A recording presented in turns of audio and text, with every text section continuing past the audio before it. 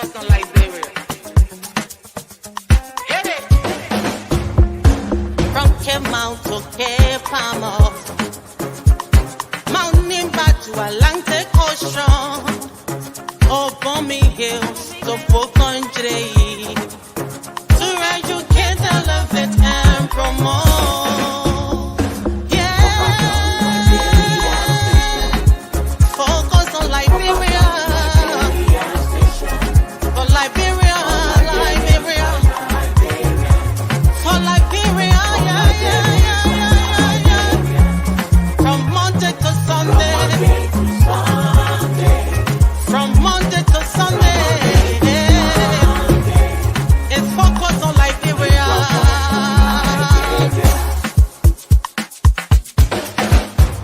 Talk about home affairs.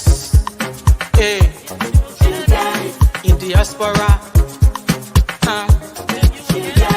Current affairs. Reliable information. History. Talking about culture. Politics. Education. Entertainment. Business. Sports. Advertisement. Articulation. Focus on Liberia. Focus on Liberia. Focus on Liberia. From Monday to Sunday. At Focus on Liberia, we discuss everything Liberia, from education to politics, arts and culture, entertainment, agriculture, history, religion, family, and technology. Focus on Liberia uncovers and showcases the best of Liberia and shows the world the truth about Liberia. We educate, elevate, and promote all things Liberia. We conduct interviews, panel discussions, debates, and more. Tune in to Focus on Liberia on Facebook and YouTube and be a part of the stories that make up the news. This is Focus on Liberia, and I am Dennis Ja.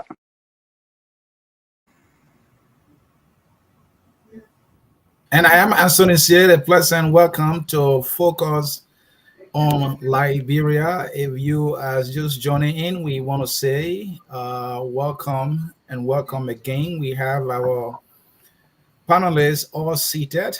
They are ready to roll. The issues are serious, so they are, to discussing the issues that we have packaged in this edition of our programs here at Focus on Liberia. On the menu for today, we'll be looking at salaries, disparities. We're talking about government officials making way too much money compared to civil servants who they should be serving, who actually gave them the opportunity to serve. But then they are saying, well, though you put us here, but let's say to hell with you. We will enjoy ourselves here and subject you to misery and mayhem and poverty. This thing is not something that just started. It has been ongoing for years now. One government after the other seems not to be prioritizing the needs of the people. Also, the Asia trip, if you like, the Asian trip by our president, Joseph Boakai, and a delegation of 60 men, we are told.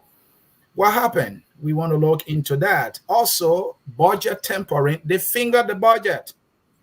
Oh, yes. According to the House of Representatives investigative report, they confirmed that the budget was altered, was fingered, was tampered with by some individuals, but then the report will not tell us who actually did it. So how do you know that someone messed with the budget, but then you can't tell us who did so? The pro-tem is saying, oh, really? We are launching our own investigation. What difference is that going to make anyway? But another senator is saying, I don't think that is the way to go. Let's get an outside body to look into this matter. We cannot audit ourselves. We cannot investigate ourselves because at the end of the day, people are going to cover this thing up because of friendship and so on and so forth. The issues are serious, and I have biting questions for our panelists to weigh in. Seated and ready from the nation's capital is the Mayor Jimmy Eastman. Jimmy, How are you doing, my friend? Welcome. Hey, Anthony, thanks for inviting me.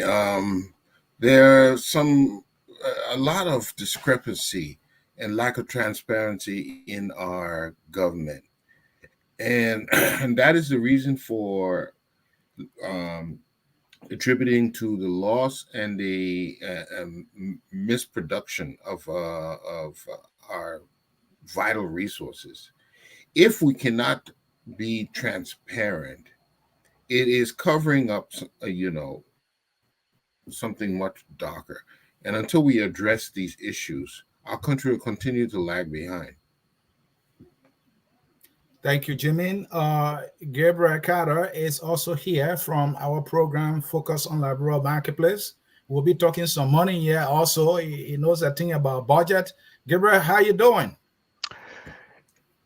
Anthony, thank you for having me here. I think there's a lot to talk about.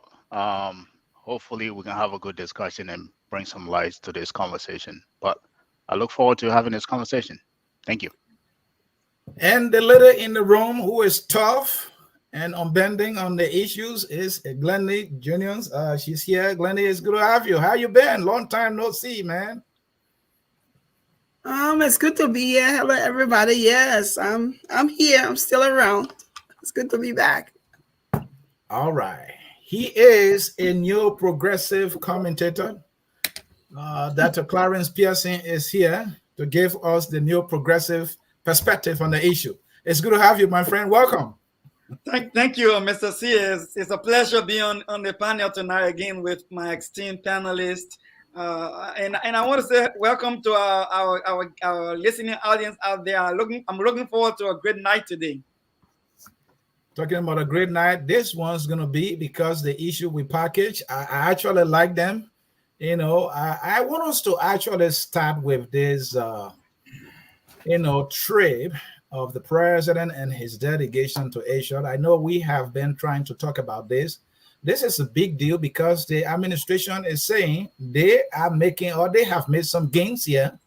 And so talking about that, my first question, and I'm going to start with you, Dr. Pearson. Do we actually know the cost of this trip now? I know the government is telling us what they've been able to get from this trip, but can we first of all get to know the cost of the trip? And is there something that we're going to get from the government? Because this is something usually we don't get. How much is costing us for this trip? Mr. C, I think that's a very good question. But again, this is Liberia, and access to information is very difficult to come by. And people work in public sector and the whole public information close to their chest. I don't know why they do that. It's an accountability issue, but I think up to now we are yet to get a clear picture of exactly how many people we travel with every time we travel, and how much those trips cost us, individual trips. I'm not sure if it's something we can improve upon going forward. I think the government should take that into serious consideration, because it wouldn't hurt the government if the people speculate. And when people speculate, they can say anything they want to say, and they hurt the image of our country. So I think it's going to be in the best interest of President Boakai, in all honesty, especially on the mantra of transparency and accountability, to make it clear for the public to understand how much they are spending on these trips, so that we are able to have a good picture of what's going on. And Glendy, is like the word transparency was the whistle that now our current president and his party used when they were campaigning, to get this government, or to get in charge of our government. So this transparency must require that when you are making the trip, you release the budget, at least for Christ's sake, right? In the interest of transparency. Do we know, will we ever get to know the total cost of this trip? The other thing I want to add to this question, I'm going to load this thing here because you are smart, is the aspect of, is it true that they actually went with 60% on this trip? So I think the 60 we've heard, so I can say heard it from quite a few sources that yes, they went with 60 persons. But I want to say the government is not as transparent as it should be, because that was one of their lead campaign things. They will be transparent, but not only that, they will be transparent in direct contrast to what President We Are Government did. Those things that We Are Government did, they campaign against it, that these things will not be happening now. So and what I want to say is that because they're not transparent, we should not stop from holding them accountable or holding that yardstick up and saying, no, we need to know this. We need to hear this. They may not do anything about it, but it still is sufficient enough to continue to hold them accountable to that. And I think it's just sad that everything about a trip concerning Liberian government officials is like a top secret. Well, it's top secret for the Liberians to know about, but the place you go when they're seeing you, they're seeing the number of people there, that's not secret for them. And I don't think we would ever know, because we can just go back 8 months to now and see some of the things that they have not really been forthcoming of, unless Liberians keep probing. But I will hope that this dynamics will change, because it puts them in the same position as the previous government, not being forthcoming with information. And so, Glendy, to go further deeper into this, so that's the cost and the number of person you are saying we may never know. Is there anything we as a people can do to demand account? Do we even have to do anything for these people to come clear to us in the name of transparency? So this is the thing, is like, who speaks for us? Who speaks for the people? Who represents the people? Who's hearing them? You would hope that the president will want to be accountable to the Liberian people. But also you have lawmakers. If the Liberian people, if they're hearing what their constituents are saying, then those are things that they should question and make those information public notice. For example, even the press secretary, that's something that we shouldn't have to ask. It should be forthcoming. They should be able to tell the Liberian people there were 10 people on this delegation, but because they don't want people condemning what they're doing, so they've now fallen in the same track with what the previous government did. Now, what is the difference? What's the balance here? It's the balance that we're looking for, that difference that we're looking for, that we have not been able to just clear-cut say, listen, this is it. For me, it is about Liberia first. It is about good governance. And it's about saying you promised that you wouldn't do these things, and you're still falling in line doing the same thing. And that makes it wrong. Jimmy, you are from the nation's capital. I like when we compare the U.S. government with our government. They are people like us. I don't think they are smarter than us. Maybe they're being a little more disciplined and very sensitive to the needs of their people than we do. I mean, our leaders, right? Talk to me, Jimmy. Do we have this same lack of transparency on the part of the U.S. government, like an official of government or the government making a delegation? Do people have to find out what the delegation is in terms of the cost? Is this information that people can access easily, or is just the same as it is in Liberia? One thing that is cardinal in the American administration is the right to information, Freedom of Information Act. That was very, very important. But I like this question that Gabriel Boima is asking, is how do you measure the cost of the diplomatic relationship? In other words, you would go on this trip with so many, but how can we measure what to do? And the answer is simple. A proficient government, any proficient government, U.S. government, anywhere, operates effectively and in the best interest of its citizens. Now, there's certain qualities that you can tell if a government is proficient. One of them, as Glendy was mentioning, is transparency, open communication about the decision, projects, making budgets, policies. All that's supposed to be open, and we're supposed to know about it. We don't have to keep on querying about it. Accountability. We have a Senate that has not accounted for millions and millions of dollars over its course for years. No accountability. Efficiency. When you use effective use of the little resources we have, we hear now that each senator will be getting $150,000, and each representative will be getting 100,000 to carry on small projects. Are they the most efficient to do something like that? Are they engineers? Are they scientists? Are they economists? Are they social scientists that have already done the research and got the data to know which projects will be most effective? The answer is no. That should be in a single body who has done years of research, and they will determine where to invest this money. We're talking about rule of law, enforcing law. If you see what's going on with the Supreme Court and the different decisions that are making, we're preponderance of evidence, we're still letting criminals get away. What is going on with us? There are so many things that we have to nail down. It's not one big thing. It's the little things that you start nailing down, that you start making efficient, and then you're prepared to go on these trips and know what to do on these trips. I don't think we're doing our homework, but we expect the government to perform magically. It doesn't happen like that. All athletes, doctors, whatever, these people have put in the time and put in their capabilities. They sharpen their talents and met certain criteria before they go on to compete. We're not doing that, so we're getting a short stick. And Gabriel, you are a numbers guy, so I mean, and a business guy. So this was more like a business kind of summit. And so our government went there with a huge delegation.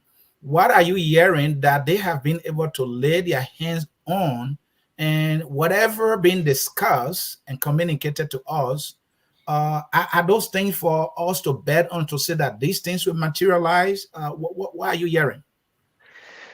Anthony, thank you. That is a very good question. I think what I've heard so far is the MOU. An MOU, by mean of definition, is just you and I agreeing what we want to, do. It's not binding. I think that's the right word to say. It's not binding. But I heard other people saying it was a memorandum of commitment. Commitment is a little further than that. Commitment, a term sheet where commitment has agreement in terms of things that you are going to do, the amount that is going to be given to you, they laid out the terms, and the next thing that goes from there is to put those into what we call the loan agreement. But I think what we got at that conference was just a memorandum of understanding. Now, I would say this, the part I don't understand is why that many people were brought to that delegation, to that conference. That many delegate actually went with the president. In an event like that, you want to market the strength of your team, right? Because similar to every country in the region, we're competing for every dollar, which is, you saw with the other countries that were there. You want to market the strength of your team to say, in this case, the country, to say, this is the kind of people we have in the country that are able to carry out whatever project you guys want to do.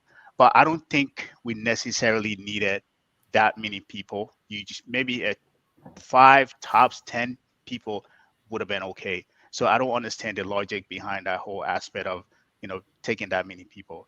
I think the when you scan the whole social media verse, what we're hearing is that, the president actually brought these many people to show the different state-owned enterprises, and that will allow the Chinese government to pick among them to say, hey, these guys are a very marketable country that we can deploy capital in and be able to get our returns on that. But I think that is just speculation. But what everybody else is saying is true.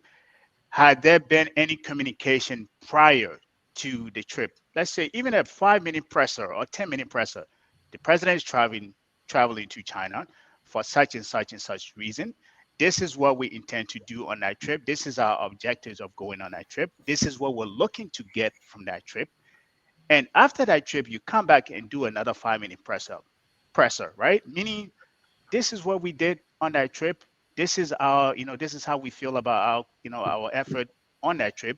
And this is what we think. If we were to get any funding from there, this is where we're going to deploy that funding. Again, the transparency and articulating those little bit of ideas and vision in terms of what you want to do with your money in case you were to be awarded a sum of money would have gone a long way in terms of everybody here speculating. We have no idea what they were able to accomplish there. All we know, they came out with MOU. MOU is not binding. It's just me going to you and say, hey, Anthony, nice to meet you. I have this money here. I want to invest in Liberia. Let's see if we can set up some time and talk about it. We can basically handshake on it. That's be considered MOU. So it is not binding. There is nothing tangible to be celebrated. And I think this is another failure on this part of the government. This is all for three trips already. South Korea, USA, China. This is 3, right? With nothing tangible to show for it. So it's stacking up against this. I will say this quickly and I will end.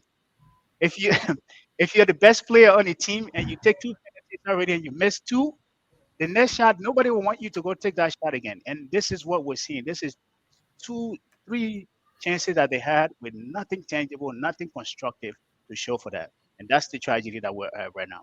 Thank you. All right. We wait to hear from the administration officially what they have been able to lay their hands on, and whether or not, if you look at the cost of the trip that is unknown, you can come to a conclusion whether the end justify the means. But to be fair to the administration, on the Executive Mansion website, they communicated with the Liberian people, the official delegation, and I'll read here briefly. The president official delegation include Mr. Kotuma Y. Boakai, First Lady, Honorable Sarah Besloyanti, Minister of Foreign Affairs, Honorable Sylvester Grisby, Minister of Presidential Affairs, Honorable Mamaka Belete, Minister of State with Fire Portfolio, Dr. Alexander Nutra, Minister of Agriculture, Honorable Amin Boda, Minister of Commerce, Honorable Raylan L. Giddens, Minister of Public Works, Honorable Wilmon Page, Minister of Mines and Energy, Honorable Jeremiah Pia, Minister of Information, Cultural Affairs and Tourism, Honorable Depu Wazuo. This is focused on Liberia, Unga here. Deputy Minister of Economic Management and Planning, Ministry of Finance and Development Planning, Honorable, I think this is Johnny and Molly Kamara, Senior Economic Advisors, 2 persons there to the President. And then it reads here, other members of the delegation are Honorable Jeff Blebo, Chairman, National Investment Commission, Honorable Sekou Dukle, Managing Director, National Port Authority, Councillor Neto Z. Lane, I'm not sure of the name, Commissioner, Liberia Maritime Authority, Honorable Adula Kamara, Acting Chairman, Liberia Telecommunication Authority, where the trouble is going on, Honorable Eugene Fagon, Director General, Liberia Broadcasting Corporation, Honorable Prince A. Ware, Executive Chairman, Liberia Special Economic Zones Authority, and it adds, additionally, the President is accompanied by support staff, protocol, communication assistants, security personnel, and other key personnel. That tells me that they actually might hit the system because it's talking about communication. I have a quick question for you. Details and all that. Yeah, go ahead. I have a quick question for you. Would you think all of those people that you've mentioned, do you think they went alone in order to pitch their respective state, ministries in terms of what they are looking to do? Do you think 10 people or 5 people couldn't have been able to communicate that in terms of the president's vision? That what was the reason for having that many people on the trip? And Gabriel, that is why we appreciate it. Yeah, we will appreciate the administration to avail itself to answer the questions and the concerns we have, because what is obvious here is that way too many people. If you look at the plane ticket going to China and talking about Indonesia, that place is far. I mean, you'll be spending a little over 3,000 per person just for plane ticket round trip. All right, talking about the hotel, their feeling, and DSA and all that. You're talking several thousands of dollars, close to $1 million here, right? So, and you're talking about support staff. I saw people I can recognize from the National Port Authority. And then when you look at the communication arm, you have Jeremiah Pia, Minister of Information, Cultural Affairs, and Tourism. That's part of the government communication arm. You have the press secretary, I understand she's on that trip. Then you have Eugene Fagon, who is the radio chief for Liberia. He's there. Why you need all these people in the communication sector of the country right there? Can one person do that to represent, to convey the information of what been discussed to us and save that other money, maybe to renovate my detour? Somebody help me here, but I have a question here. Let's continue with the discussion. What I want to know now is that, the thing about diplomatic relation is key, and Dr. Pearson, let me come to you here. You have interest in the area of diplomacy. My question is, what problem, does this trade pose, if any, geopolitically, looking at our relationship with the United States, and the United States being almost like an economic rival in terms of global power with China, and then our president is there with his wife, in the U.S., rubbing shoulder with the president of China, shaking his hand, and we're hearing $3 billion in something like what's called memorandum of commitment. Is there anything to fear, or this is no issue at all? U.S. will be okay with that, or to hell with U.S.? Dr. Pearson. Well, I think you already started answering the question. I'm still asking the question. When you're putting China in front of that, and you're looking at Liberia and a relationship with America, there has to be some problems. Okay. Because the thing about it is, in Liberia, no matter what we want to do, in my opinion, we cannot exercise the 100% right of independence, because we're not. So when you're depending on a country like America for so much aid, and you can come to put them coat suit in front of America's face and say to America, I can go to China and I can get aid from China, I can do what I want to do with it, it already defeats the purpose of the visit. Because then what that means is, let's see what's going to even materialize after this visit. What's going to happen? Is America going to be okay? Some of the things we're hearing is that some of the companies or whatever that's linked to wherever this loan is coming from, and I don't know that there's information that some of these companies are sanctioned companies by America. So these are things that Liberia has to look out for. And I wanted to say something to Gabriel's question, or maybe not even Gabriel, but when we are circumventing ourselves in situations, and we're so anxious to run out there and say, gotcha, we got something, we got this. In the end, we don't have anything, because we're so eager to share good news, for lack of a better description, that, we went to China, we were able to get money, but you're not even trying to check it out to make sure this thing the deals are good, and that it's legitimate. We just want to say, yes, President Boakai traveled within 8 months and he was able to get this. And I think that aspect of it, with the Liberian government officials, they need to step aside. They need to slow down in giving news, because in the end, we'll start counting. We've already counted 3. The 4th one will be counted also. I think we're in such a haste to share news and not really investigating in those different aspects of what we're gathering to see if they're going to benefit our country or if it's needed. I'd like to add a little bit to what Glennie just said. And it's baffling. Actually, it's baffling. Why are we so anxious to show gains? Why that we have to say, okay, we signed this MOU, we got this yellow. You need to justify the delegation, how huge it is and how much money being spent. So you have to say something. If we, I think this is symptomatic, or is a reflection that we're being very superficial in everything we do. To build a strong nation, you have to be profound. You have to build a foundation. You have to build institutions from which will grow your people, your understanding. We have to change the culture that has previously existed. If you want to move Liberia to another place, it's not going to happen in a hurry. So why not us be comprehensive instead of superficial to show that we went here but not really accomplishing anything? I think we need to step back and be a little more deeper in our accomplishments and not go for the low-hanging fruit that's not even there really, because some of these fruits are not even fruits yet, but we're so anxious to prove that we're doing something. I think it is being superficial, and it's not going to be successful.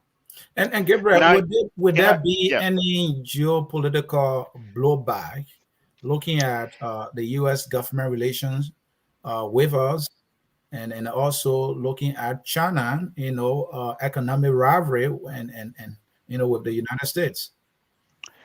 Yeah, that is there. Without a question, there's going to be some implication. However, and let's be realistic here, and this is not to be lenient with this government.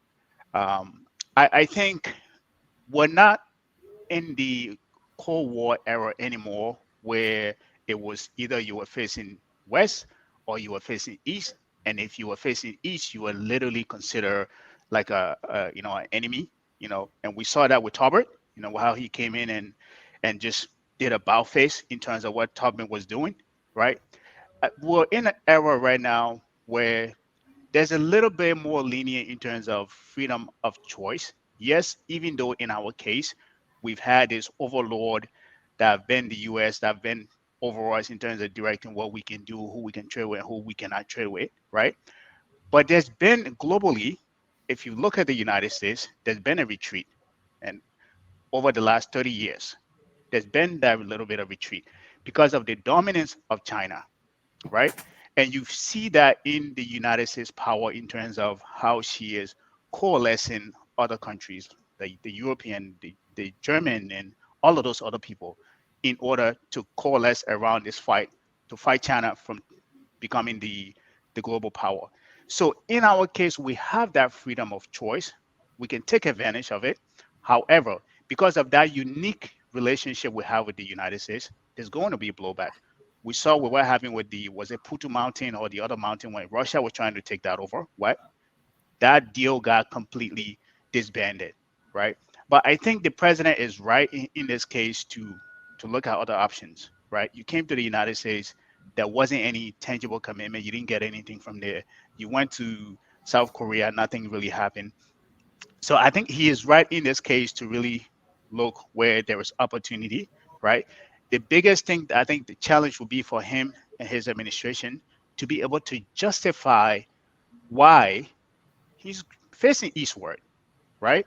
Now, we know there's going to be a little bit of geopolitics, pushback, but if he's able to articulate that with his foreign, foreign minister. Gabriel, I know you're in speech, right? Gabriel, I know you're in speech, but I have to ask, has this administration made any effort that we know of towards the U.S. government? Well, do you think that if they really pursue the U.S. government and tell the U.S. government, look, we need help, this is what we need, has the U.S. government said no to whatever they need before going to China? So let me add inject a little bit of history here. And people don't like to admit to that. This was the president, well, at the time when he wasn't president at LPMC, when the United States injected $440 million into Liberia, 66 million went into our military. I think a huge quantum went into making us food sufficient, right? Mm-hmm. That money got squandered. So now, fast forward, 2024, you are the president, and we already have a history on you, Anthony, of what you were able to do back then when we injected that quantum of money in the government when you oversaw that project. You weren't able to take care of that. So in this administration, you have to prove yourself to me now to say you have evolved, that you are now able to be trusted again. So I think the period right now is they're waiting to see what he can do, right? Whether he's able to be trusted again before they can invest any more money into the country. But right now, he doesn't have that leverage to wait to see whether the U.S. can trust him before they can invest in him. So I think his hands are tied. Thank you. And Gabriel, to that point also, I remember one of the U.S. Ambassadors who just left, I can't think of which one, complained about the U.S. spending pretty close to $1 billion on the provision of power in Liberia, and there is nothing substantive in place to provide power to our people. And he was frustrated about that. Yep. The U.S. spent pretty close to $1 billion. Yep. This is not like loan. This is grant money they put in, for us to get, and nothing happened. But let me come to you, Dr. Pearson. We're still talking about whether or not there can be any geopolitical blowback, right? Let me give you a few instances, and correct me if my facts are not, in tight. I know that the Chinese gave us a loan to build the terminal that we have today. My understanding also is that if not the Chinese, then the Japanese gave her around, I think, $63 or $53 million to build what we have today as the ministerial complex. So these funds came from these people, and the U.S. was there, and we are using this facility today. Nothing happened. Why should anybody think now that this administration going to China to secure any investment that will lead to public investment would bring about any geopolitical blowback on the part of this administration? Well, thank you, Anthony. And I apologize for the brief drop off from the channel. But diplomatically, geopolitics is fluid. And what we mean by that is that things are not static; things change over time. And when you reference the earlier commitment of the Chinese government to Liberia in this investment towards the ministerial complex, the road projects that were taking on there during Ellen Johnson's former President Johnson's tenure, Liberia was very favorable to the United States of America. I mean, very favorable. In fact, she was the darling gear of Africa at the time. And everybody wanted to have identified with her and want to be standing by Madam Salif regardless. And don't forget, we also were coming out of a devastating civil crisis. Our entire infrastructure was broken. So we needed every help we could get at the time to move forward. But having said that, I want to say this quickly, Anthony. We should not forget that the United States is the biggest contributor to Liberia when it comes to this support that we get developmentally. And they still are the biggest supporter. Whether we know it or not, that's the fact. All right. There's no country that gave to Liberia more than the United States government. And having said that, if you take into consideration geopolitics in Africa, you'll notice that there is something rising in Africa called the BRICS. All right. The British, Russia, South Africa involving that, China involving that, and last but not the least, how they call it, guy, India also involved in that. And a lot of African countries are gravitating towards that. Even now, as I'm hearing, the UAE is also Turkey. Turkey is gravitating towards the BRICS as well. Just this week alone, I think one of our African countries just swapped currency, a negotiation with China where they can export and import in each other currency without having to convert any currency. So there's this gravitational force in the geopolitical space towards the BRICS nation, and then they are even threatening the stability of the United States and the G7 and NATO. So these are not easy things for us to take for granted. And last but not the least, I want to bring to your attention also, we're doing all of this shift alongside Liberia having recently voted against interest of the United States at the United Nations. You remember before President Weah left office, he voted against the interest of the United States at the Security Council. No, we overlook these things, but these things have grave significance. I was just reading one of our local papers here in the United States, where they mentioned that the U.S. is concerned about China influence over Africa and China inducement of cash of over $50 billion into Africa to induce them and to gain influence. So I'm just worried. No, look, whether we like it or not, what happened behind the diplomatic scene is not something private to us, but there is tension going on behind the diplomatic scene. And finally, on this trip, our current government now is building the history of gentleman agreement. One was communicated officially by the president himself that this was a gentleman agreement concerning the 285 yellow machines, they call it. And the bosses deal also more or less resemble another gentleman agreement. Now they are in China. Should we fear another gentleman agreement with this $3 billion? And then we're hearing about a refinery to be built in Grand Bassa County. Or, I mean, have they learned their lesson from gentleman agreement to substantive agreement that will benefit the Liberian people, where the terms and conditions are clear to the people? Anyone can go first. 1 minute each. Let me take a Well, shot at let this. me come in quickly. Okay, go ahead, Jimmy. Go ahead. Okay, so it is clear that we're going for whatever we can get. Gentlemen's Why is that, agreement. Jimmy? And Jimmy, what is that? Why are we just going for whatever we can get? Are we desperate? In other words, you know, in Liberia, we say bigger ain't get choice. But I think that is the wrong. They say bigger ain't get choice. And I think that is the wrong way we're going about it. Even with China, we supposed to be studying China now, the nature of their loans, because China, just like the Western countries, they want Africa for its mineral resources. Nobody really wants to develop our country.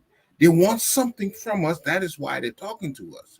So when you're getting in an agreement on a deal with these countries, you have to negotiate for the best. If you are simply doling out your resources, your raw material, and not getting any development for it, you're going to be on the losing edge. We have seen this over and over again when we saw a big hole in Bummy Hills after the mining company left. The same with Bung Mines, where we have to have a much more comprehensive approach to these bilateral relationships. China can help Liberia. China has been helping other countries, but we have seen countries like Tanzania, like Zambia, lose their resources, lose their copper mines because of the inability to pay back some of these loans. So it's not just getting the loan. How substantive is the loan? How are you going to pay back? It's just like a young man coming to you and say, I want to marry this woman. The first thing you ask her, you have a job? You want to marry this woman, you have a job? How will you support her? Where will you live? So it's not just about marrying the woman. It's being properly prepared for a substantive relationship, and we're continuing a path as if we don't have any educated people, any professionals on our side to navigate these kind of troubled waters that we see today. Thank you. And Gabriel, how can we avoid another gentleman agreement? I think our government should learn from this gentleman agreement and boss deal and do things a little more proper now, right?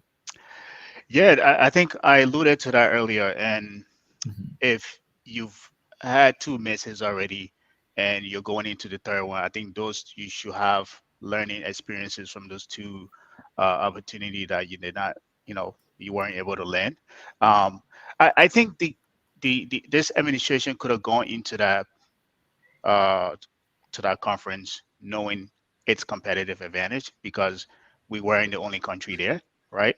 What are you bringing? What make you think that you're worth $3 billion, or China investing $3 billion into Liberia? What is that fund going to be used to build? In this case, we're hearing a refinery, right? How, what jobs are going to be created in a whole process? How are you going to pay back? How much time do you want to pay back that loan? How is that going to make you competitive in the region, right?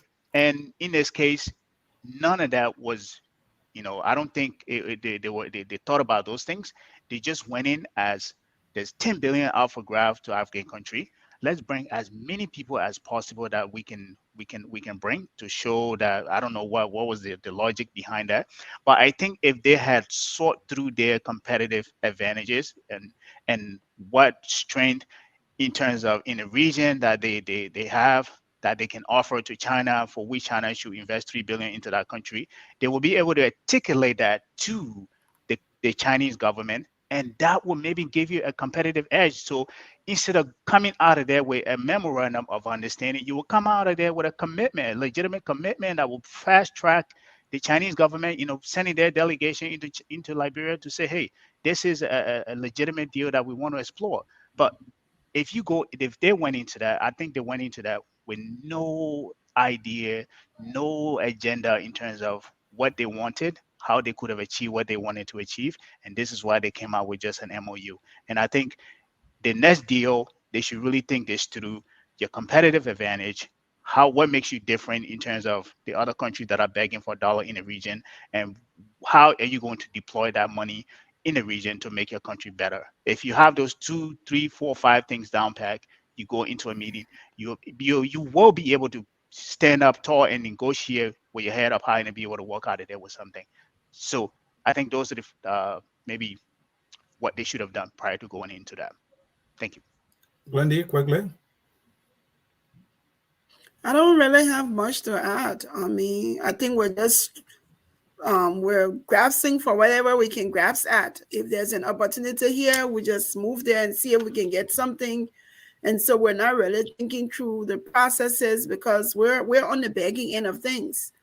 And the reason why we're there is because the leaders we've had have not made our country and people a priority. So as a result, when they say, oh, they got lime on the side, but they got orange, but you like lime, you'll say, you know what?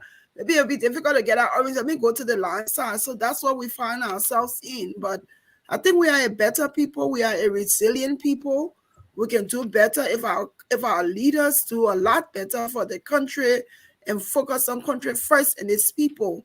And then we will not seem like I heard Jimmy saying beggars have no choice. We do have a choice, but it's our leaders that have put us in this situation that we're in today, that we really don't have a say so. When China say run behind me, we run behind China. We're putting workers just now and say Liberia can't, we'll get your money, we'll run there too. And this is the problem we're faced with. Well, my only thing here is that when the government returns, I want the government to take its time and communicate with us the exact number of persons on the delegation, the total cost of the trip, what they actually lay their hands on, the terms and conditions of whether it's MOU or MOC, whatever it is, whether they were given a grant. I want to know what exactly, in terms of dollars and cents and costs and all that. We want to get that communication. I appreciate that clarity from it, because I don't want to speculate. Because when we are doing analysis, when we're holding the government accountable, it should be on the basis of the facts. But they got us left with no other alternative other than to speculate, and this is not fair to us as a people. We put them there, and they should be telling us what they're doing for us to know. Well, on that note, we'll take a short break. I got my 1 minute here. Okay, you get your 1 minute. Go ahead. Sorry, I don't want to rob you of your minute before I be charged. Yeah, let me just say this, Anthony. Listen, we got to forget. Samuel Twere told us, I think, a couple of years ago that they were bringing $2 billion from NASIN conference, China Africa conference. I think it was a $1 billion mineral swap. It was all in newspaper all around there, and I want a complete blah. The 285 yellow machines that blah, the buses from Ghana that blah, the current from Aracos that blah. I think what the problem is here is that with that MOU thing is that we go to these meetings, and I think we all have said it over and over, people don't go there prepared. Preparation goes in 3 phases. We keep saying that just so people can pick up on this thing, and maybe somebody will learn from it. You have to negotiate prior to. You have to have something in your hand, well cut out in your hand, that you can go there to convince people for partnership, not just please. Anytime here, President Boakai can get here and say we get rubber there, we get iron ore there, we get young people there. No. Are you taking business people with you? Are you taking entrepreneurs from Liberia, people who are already involved in those sectors? Are they, instead of carrying a lot of government officials, are you carrying some of those like you got rubber factory now in your country? Did you encourage that businessman, that Jetty, to come with you? Because Jetty already has something that he can sell. You know, what are you carrying to sell? You know, it has to be a partnership. This is what I have to sell. And when it comes to that refinery, let me tell you something, brother. It's going to be a big backfire for Liberia, and nothing is going to go through because we have signed too many international protocols on the climate, so that would not allow us to have a factory in there. China just trying to use us as a what you call greenhouse gas emission proxy. China is the highest polluter in the country, in the world as we speak right now, and China is the most polluted city as we speak right now. Sometimes when China gets so polluted, everything can come to a standstill. There can be no business, no transaction. Just go Google it. The whole country can get clouded. Now they will ring cloud, but complete smoke, industrial smoke, and the whole city come to a lockdown until the atmosphere can clear again. So they cannot continue to go the way they're going because in contention with other countries that are trying to wean down on gas infection, pollution, and so they're trying to find someone else to pick up that slack for them. And now maybe we don't have oil, but they'll be transporting oil to us and then pollute our side and damage Dwazon. You know, but I don't think Pacific are going to allow that. Thank you. Unless they can't get choice, then The next thing on the menu, budget alteration confirmed by the House of Representatives investigative report, but they cannot tell us who actually fingered the budget. And the Senate is saying they too are going to investigate. Wait a minute. Didn't the House of Representatives investigate? Didn't they say, well, the budget was altered, except that we can't tell you who did it? Why can't Nyomli Kanka ask Franti Kofa, send me your report? What happened? And he is now announcing another report. Americana is saying, wait a minute. We want to investigate ourselves like the House of Representatives did, and now they can't tell us who did this thing. No, let's bring outside body in so we can carry on the investigation. On this issue, I have so many questions. The HOR, what is the House of Representatives report confirmed budget alteration but needs zero corporate. Why? I also have a question. Why is Franti Kofa leadership afraid of for not naming the person who actually altered the budget? I have another question. What can be done to demand the corporates accountable and should the report be made public? We don't even have the report here. They're just talking about it among themselves. But when we come back, we will go into that. Stay tuned. We will be right back momentarily. Our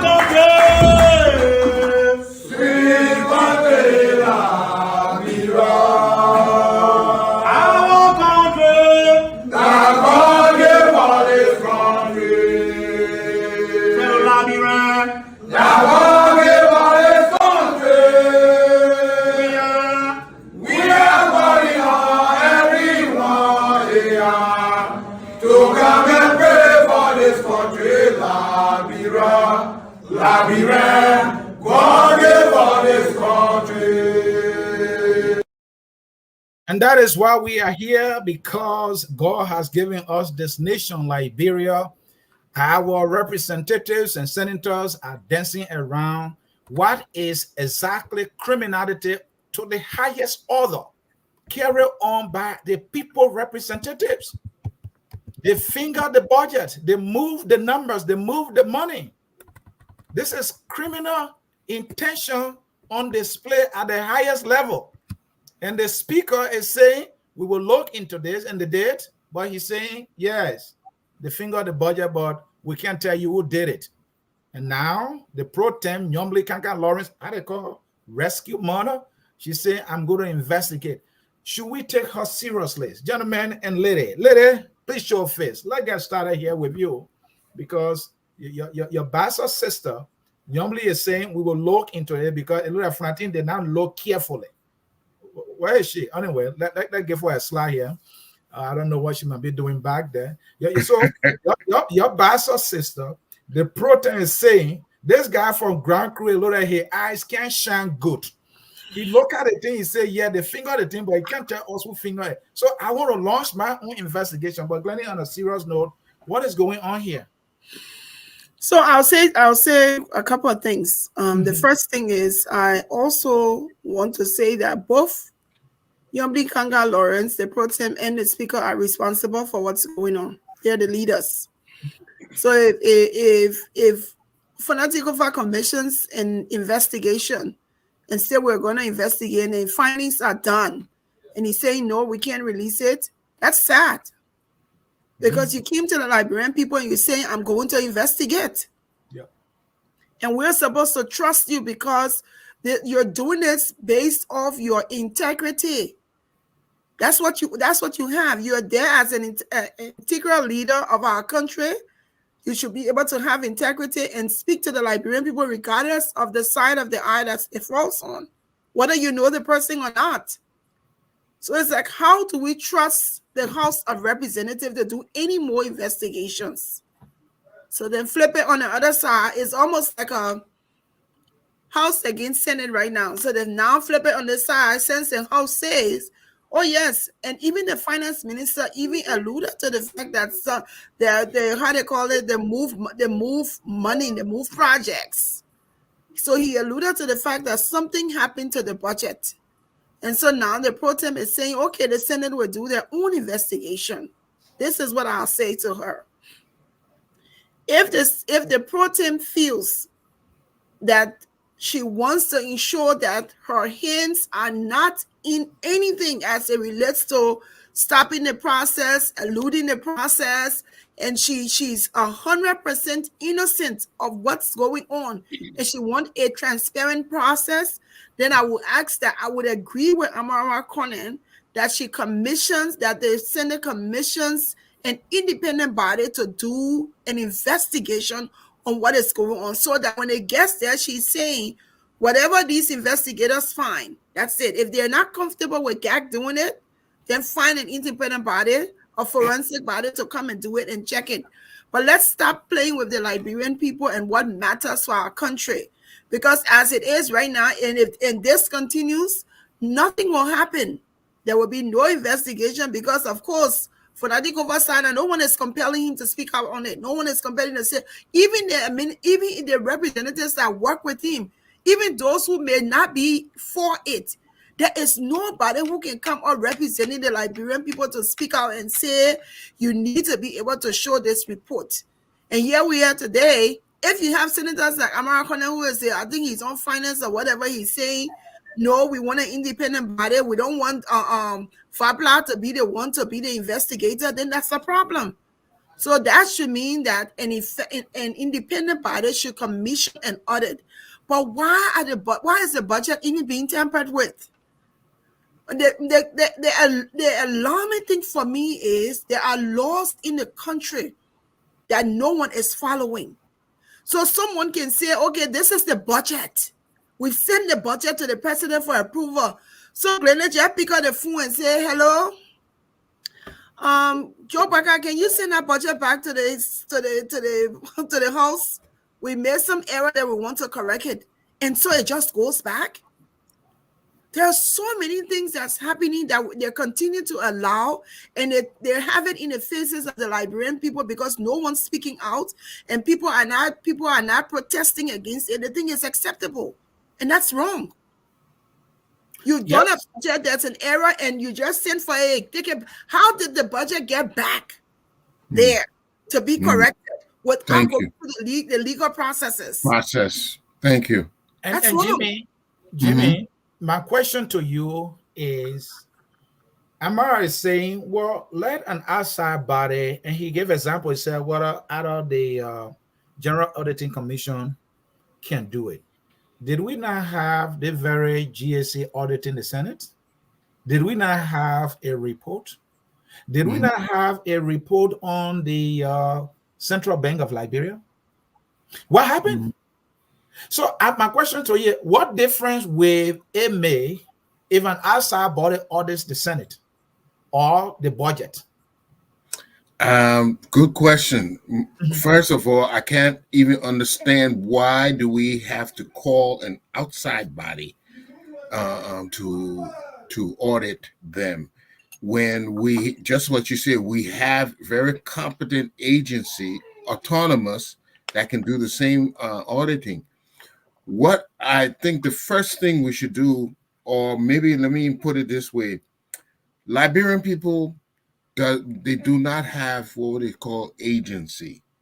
We have nobody looking out for us in face of these elected officials.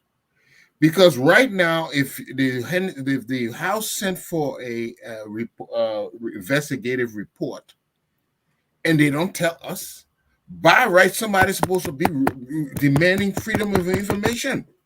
Who is coming up to protect the Liberian people against the people of the Senate or against the people of the House? We have no agency. That is one of the reasons why we're being taken advantage all the time by these elected officials. We need a body that will be an agency for Liberians. In other words, they will demand that the House present a report. They will demand that the Senate be more transparent. Why should they even be? Hold on, Jimmy. Why should they even be when these individuals we're talking about were elected by the people to be the eyes and ears of the very people that they represent? Okay. They should be representing the people. Why are they hiding things from the people they are representing? This is what has developed. So when you see things, it has developed us against them. Once they enter that realm, that higher realm of political authority, they become different people. They don't advocate for us anymore.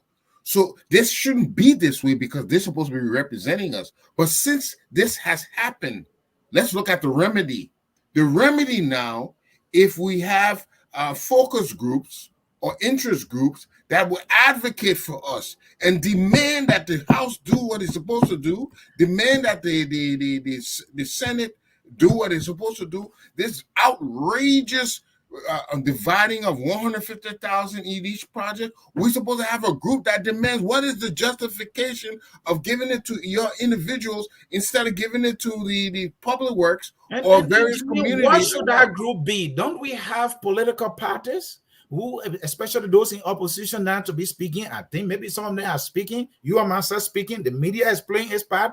Who do they have to hear for them to do what they need to do? First of all, the group has to have a good basis. They have to have the ears of the people, and they have to be well organized to come out. Yes, political groups could do it, but who do you hear talking? Which one of the groups do you hear talking? All right, so there's a vacuum.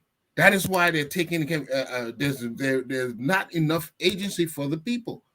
So this is the vacuum that has to be filled at this time, because if we expect the elected officials to advocate in our behalf, it is clear. Look at the other day, we just noticed some people making $15,000 a month, while there's no medicine, no teachers, no students, no tables, no chairs, but they justify themselves making $15,000 a month.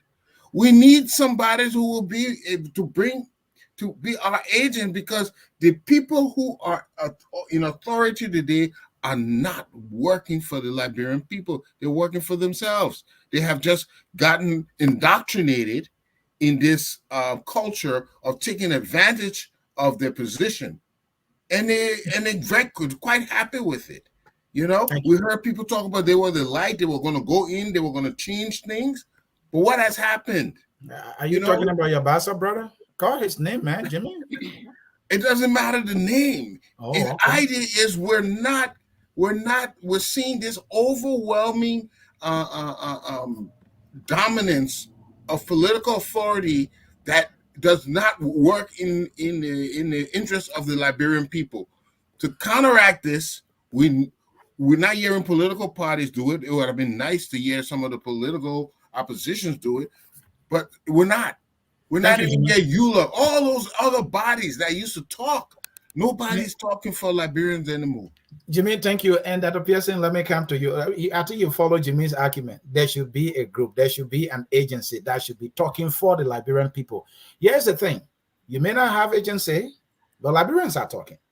It said that the government is not listening to the people who are talking, because you are talking, Jimmy is talking. I don't know what other agency do we need, Political parties, the other day, Tiawan Gonglo released I think it's a press statement where he critiqued the government very constructively and questioned the government promises that it made that are not holding up to the issues of accountability. Liberians are speaking. So when Jimmy say you need an agency, is it a matter of the lack of agency or the government not listening to the concerns of the people? Which one? You know, thank you, Anthony. If it was another president in power that we have confidence in, I would have said I'm surprised that the president has been quiet on this for so long. The president is the head of government, even though got 3 branches of government, but the president, anywhere you go and read it, will say the president is the head of the government. The agenda of the country rests on the shoulders of the president. When you hear they say the arrest agenda, it rests on the shoulders of President Boakai. The national budget that is passed into law is the vehicle through which the president's agenda has to be fulfilled. If something gets wrong with the budget, the national budget, it cripples the execution of the budget of the agenda of the president. The president is the custodian of the national budget. The president is the one who drafts it and give it to the legislature to critique and pass. When the legislature passes it, the president is the keeper and the executor of the budget of the Republic of Liberia. So when I'm hearing all the noise about the budget and I hear the president have not made a single statement, then something is wrong. Something is fundamentally wrong. The president has said that, and our international partners, including the United States, have said that corruption is the fundamental problem for Liberia. And if the budget, the national budget, which becomes a law after it is passed, has been said to be fingered, then it is a serious national emergency for President Boakai. Why is he quiet? I don't blame the legislature. The legislature is not responsible for our national budget. They only critique it and they improve upon it and they endorse it and they send it to the president. The president is the one who is in charge of the budget. Where is the president? Now, you talk about corruption. I will land there. You say, which institution? The LACC. Why hasn't the LACC spoken? I think the LACC role is just not to go after somebody after they steal money. The LACC role should be preventive as well. Has the LACC taken this into consideration? They want to prevent any form of theft. And now if there's a possibility for theft, can the LACC arrest this situation immediately? Because the LACC has investigatory power. The LACC has prosecutional power. They can say, wait a minute, the national budget is a law. If there's any inkling or thought that it has been tampered with, it's a legal concern and we want to know what's going on here. Immediate investigation, and that should have been commissioned by Joe Boakai long since. And I think you have a point there, Dr. Pearson, because the Frontier investigation confirmed that the budget was altered. They are affirming and confirming that a crime was committed here, because to finger a legal document is criminal in nature. So there are some members, either in the executive or the legislature, committed a crime here. And so you have a point to say maybe the LACC should pick this up because the House of Representatives confirmed that criminality has been committed here. So they shouldn't wait. They should look into it. Gabriel, let me get your take on this issue. This is serious. Yeah, I think you said something very important, which is there's a crime that has been committed, right? And this is a legal document that was signed into law and it was tampered with, right? And if we have, stated that this document was tampered with, this is a crime that was committed. And this is, we're alleging that Yombli Kanga, the speaker, is aware of who committed that crime, and they're hiding those individuals who committed that crime, they're aiding and abetting that individual, right? And the part that I don't understand is sometimes I get tired with Liberian government. People are evading their responsibilities. When I say people are evading their responsibilities, Amar Kone, he oversees the finance committee. You realize that a budget was tampered with. You are the person who's supposed to call the Minister of Finance that there is a crime that's been committed here. We in the Senate want you to testify in terms of what happened here, right? That should be his first responsibility. But the fact that he's relegating that to an outside body, this is just plain politics with Liberian people, right? And the fact that we are just, the speaker is aware of this, but he's hiding the individual, right? I think this is what we're alleging here. The speaker is aware he's hiding the individual. What about the Minister of Finance? Why can't anybody call him out to testify as to what happened to the budget? Because he oversees it. In as much as it gets passed on to the president to sign it, he oversees it. He knows exactly what happened. Why isn't anybody calling him to testify in terms of there's a crime that has been committed here? You're the Minister of Finance. You're supposed to, you know exactly what happened here. The fact that we're evading these things, people are evading their responsibility and throwing it on the other person. The speaker is supposed to do this. Amara is supposed to do this. Amara is calling out an outside body to come and do this. This is just plain politics with Liberian people. And this is why people are frustrated, because there are people who are supposed to do their jobs, but they're invading responsibilities. And we're here, we're arguing about it, but the people we're supposed to be holding accountable are the people that we're talking about. The speaker, Amara, the Minister of Finance, those three individuals, and including the Senate and the House of Representatives. These are the people that are supposed to be, holding people's feet to fire here. LACC and GAG, you can feel their reluctance for not wanting to get involved. There was the audit report that is outstanding right now that they've done. No one has taken upon it to say, here is a report. These are crimes also that were committed, that these people are alleging. How do we call on these people that were alleged into these documents to come and testify, to bring account to what happened here? None of that is happening. So if you're doing your work and nobody's helping you bring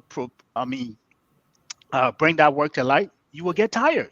So we can excuse GAG and LACC for their reluctance for not wanting to go after this. But Amara, the Minister of Finance, and the Speaker, those are your three people that you're supposed to go after. We can relegate that. We can elevate that to the president and say, once it gets beyond that, we can take it to the president for him to make his decision. But those are your three individuals that need to be brought to testify on this thing. Thank you. 1 minute for each of you to close on this. 1 minute for each of you to hold on. Okay. Yeah, and you can add your 10 seconds to your 1 minute I'm about to allot to close on this thing. How is this going to end? Would there be like the usual thing, or because this is a serious crime here that the Fanatic Committee is confirming that a crime has been committed? How do you think this will end? Let me be the first. Listen. Yeah, be the first. Listen. In my opinion, no one is responsible for this situation right now. It is President Boakai that is responsible for this situation. The budget does not take effect if the president does not sign it into law. And if the president signs a budget into law and he hears a hint that what he signed into law is not what he signed into law is being executed, he's supposed to put his foot down and say that instrument is not mine. And if the president remains quiet, then he is more culpable for this situation, and he's responsible for this crime. And I will stop there. And I think that's the case.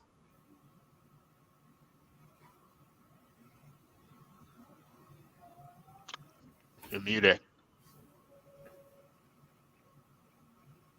Glendy, how you think this is going to end? I don't know, because we have leader who's not stepping up to the plate. Starting from President Boakai, I really don't know. I think, in all fairness, the president or the what's the presidential affairs minister, no one has said anything. How did the budget leave the executive mansion or the president's desk and just walk back to the Senate or to the House of Representatives? No one say anything. So if our leaders are not in a space where they want to be accountable to their citizens, and it's anybody's gain and anybody's loss. And so right now it's a he said, she said game, literally, because we have a she in the Senate and a he in the House that's leading us. And so they've done their investigation, and they have not commissioned it for the public's viewing, except that people will go around, sneak around, and get information and leak it out.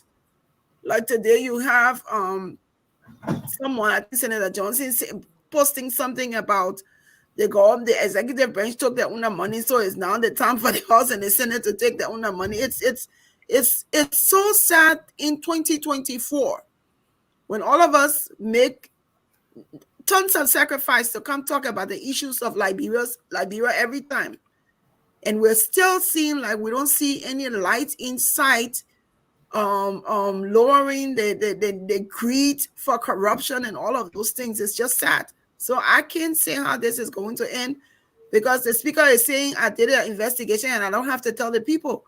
And he doesn't have to tell the people because the representatives in the House, they are not preferring him or forcing that they opens up the investigation. So come what may.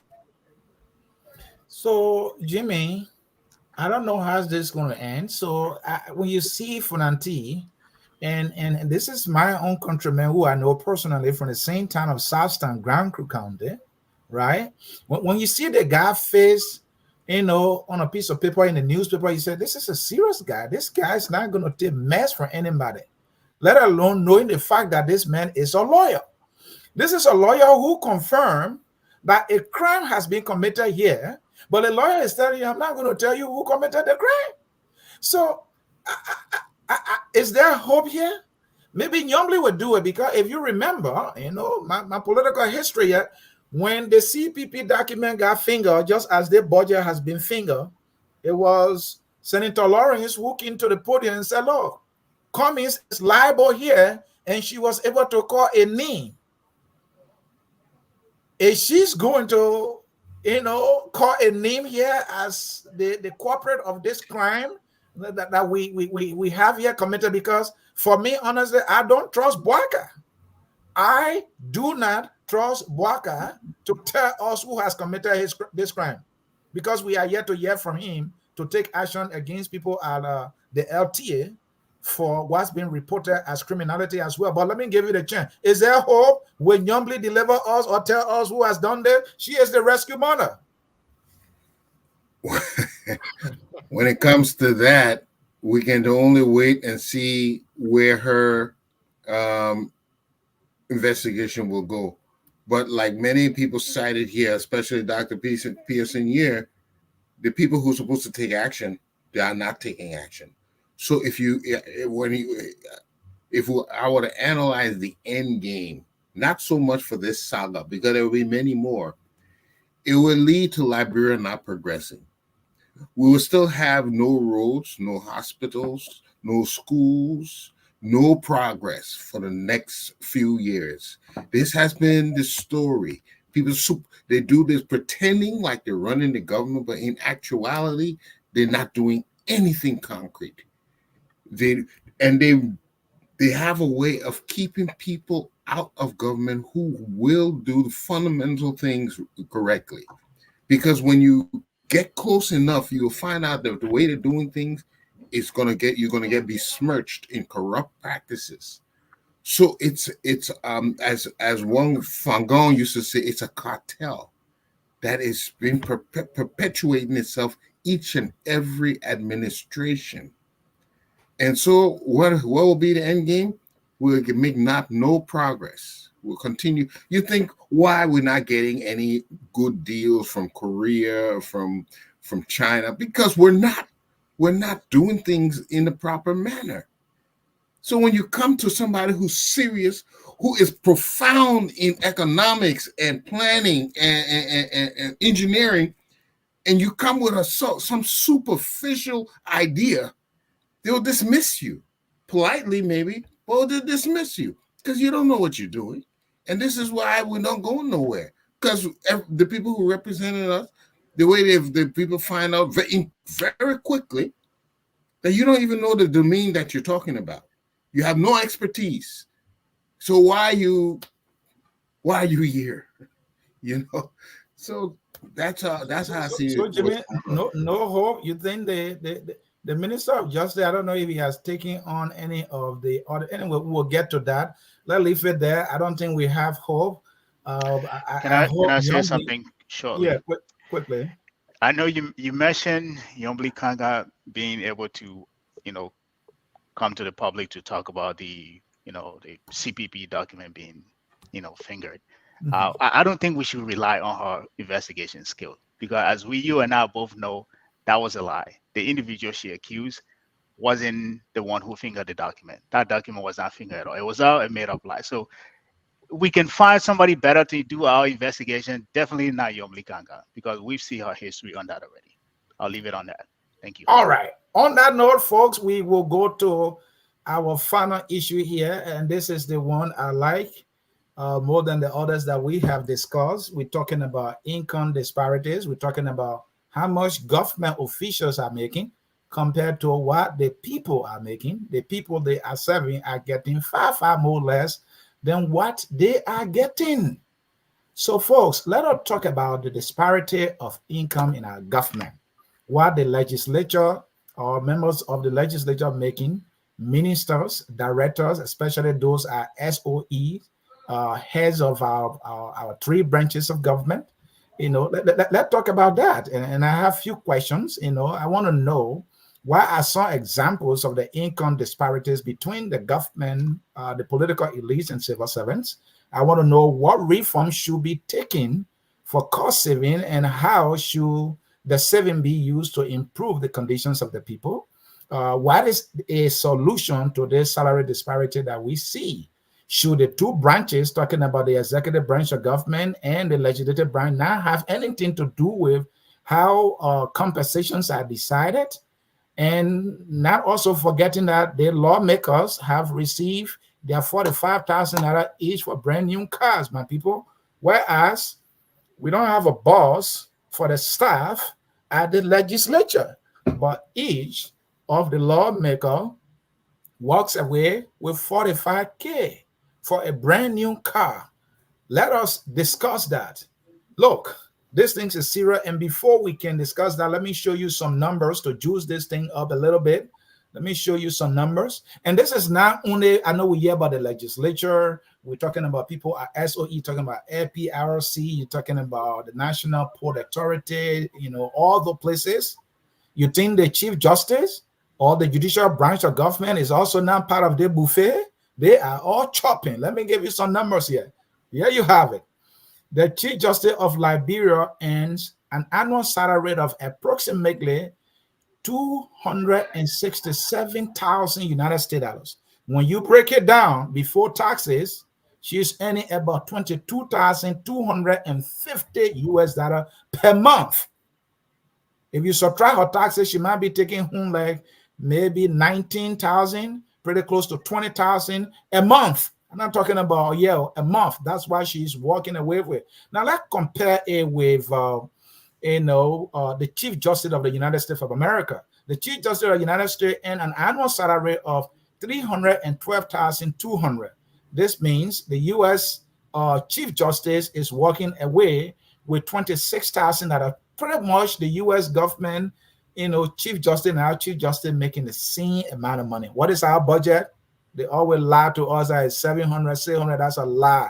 It's always around 400,000. By the time their budget shortfall kick in, there's nothing left, and they are walking away with 85% in recovering expenses. Nothing is left for our people. Let me bring you some numbers again. The Chief Justice of Ghana earns a monthly salary of approximately 35,000 Ghana cedis. When you convert it to US dollar, we are talking about $3,000 per month in Ghana. So now let's do a comparison. In Liberia, our Chief Justice earning $20,000 US dollar, but in Ghana, just $3,000. So let's talk about it. I don't want to bore you with the members of the legislature. For them, they are. I don't want you to cry. So let us leave it there. And when you bring in our president, and you bring in the budget of the speaker, you bring in the budget of the pro temp, and then you go to people at SOE, LTA, for example, according to one of the former commissioners there, they were earning $15,000 excluding benefits. They were earning $15,000. She confirmed that on one of our media platforms in Liberia. So let's talk about this. Jimmy, I will start with you here. Okay. When will this situation end and how can we change it? Well, you know, we're talking about fair compensation for the responsibility of the position. We can't expect, and we shouldn't expect, that the members of the legislature or those who in government will go and cut their own salaries. We shouldn't expect that. There's that order of magnanimity. I don't think we will see that. We need to, the civil service should have been the best entity to determine what salary is supposed to be made, even though the legislature is higher than the civil service. But it has to be an autonomous body that would determine fair compensation for the responsibility of the position in preventing corruption, in public trust and symbolism. There has to be a formula that we come and we apply it everywhere. But we will not see that coming from the individuals who hold that position. In fact, I have heard that the people of the legislature who are making all this money think they need more. And they justify that by saying they have people coming to them, they're trying to help people, so they need more money to help people. But that is not your job, you see? So we have misplaced responsibility. And the only way to correct that is to develop a formula that applies across the board, one that applies to legislatures as well, and executive and the members of the judiciary. But we can't expect them to do it. They will not do it. And this is where people should give President Weah an applaud, because he tried to bring some of this down. Now, if government is continuity, we should see Boakai trying to bring this down also. You know, I remember he reduced it from 25 to 15 to some from 15 down to 9. So he has tried to do some reduction, and doing an abrupt reduction is probably difficult. It'll be a bit too harsh. But now that he's done his adjustment, kudos to President Weah, it's time for Boakai now to make another adjustment. But definitely we need an adjustment to those salaries because they are exorbitant. And we cannot afford to maintain those salaries at that level. And Jimmy, President Weah announced that he was cutting his salary by 25%. I'm not sure if that actually happened. Never. I really want to see the record to show that he actually did. You know, the politicians will announce these things and they will not follow through. One example is your Bassa brother, Darius Dillon, who said he will only take home $5,000. The rest will be given to the people of Montserrat County, and they have not gotten a dime. He lied to us. So I don't want to go with that, but let me give Glendy the chance. Glendy, this is a serious. Jimmy is saying maybe the CSA should be the one deciding how much each person in government should make, because if the legislature will appropriate the budget and deciding along with the executive how much they will make, they will take care of themselves. They know best. That's their expertise, right? Well, it's the truth. And how do you even remember this situation when you have people there who are not, should I say, honest, or they don't think that they can easily justify, someone easily justifying in Liberia of making $15,000 a month. A month. That's not even 2-3 months. That's 1 month's salary. The former LTA boss was justifying that that's what she made. Paying for generator fees. Who does that? And if we're expecting, but the thing about it is the situation is really reliant on the Liberian people, because we are voting. The Liberian people are the voters. The people keep continuing to do what they want to do, enrich themselves, and they keep getting voted in office. And they're not going to change. And we have this tendency right now where they were talking about, I think there was something one time, the lady who was been doing the budget at the finance ministry have been there for donkey years. She's been there forever. Yes. It's almost like, is she the only one that's capable of being a budget person? Or You talking about fully a Tanan? budget for the Liberian You know her government? very well. Yeah. Mhm. I mean, the thing Is is she just the only copy one? and paste, and copy and paste. You know, That's it. Just copy and paste, allocating one Robbie Peter to pay Paul, and not really looking at the function of Peter and see what Peter actually needs. And that's what's happening, because we've gotten in this space in Liberia where we feel that people are indispensable in their service. And so, Glenda is the only one who can do budget. Nobody else does it like Glenda. How is it going to change if the Liberian people don't decide on a robust change for our country? Next year, this time, we'll be talking the same vlog, but no change. No one's holding them accountable. No one's being held responsible, and it won't change. Yeah. All right. Dr. Pearson? Yeah, Anthony. You know, it's interesting. You know, you go to a country that we are all crying, going all around trying to beg for money, and yet instead the money that we are spending in our country is more than what we're going to beg for us. It's amazing, and then we wonder why people are not trusting us with the money we're going to beg for. Now, let me say this: no one in Liberia should be getting vehicle for free because it be shot, plus gasoline for vehicle for free, plus housing allowance for free, plus fuel to run your generator at home for free, plus crash card. I mean, what is that? And there where the bulk of the money comes from, Mr. C. The problem here is that some people gasoline for the car alone is more than civil servant salaries 10 times over. Thank you. Some people fuel money for the generator at home because the minister is about 100 civil servant salary. The people that our LTA generator money is 3,000. Right. The people they fired from the executive mansion that were going around cleaning those beaches.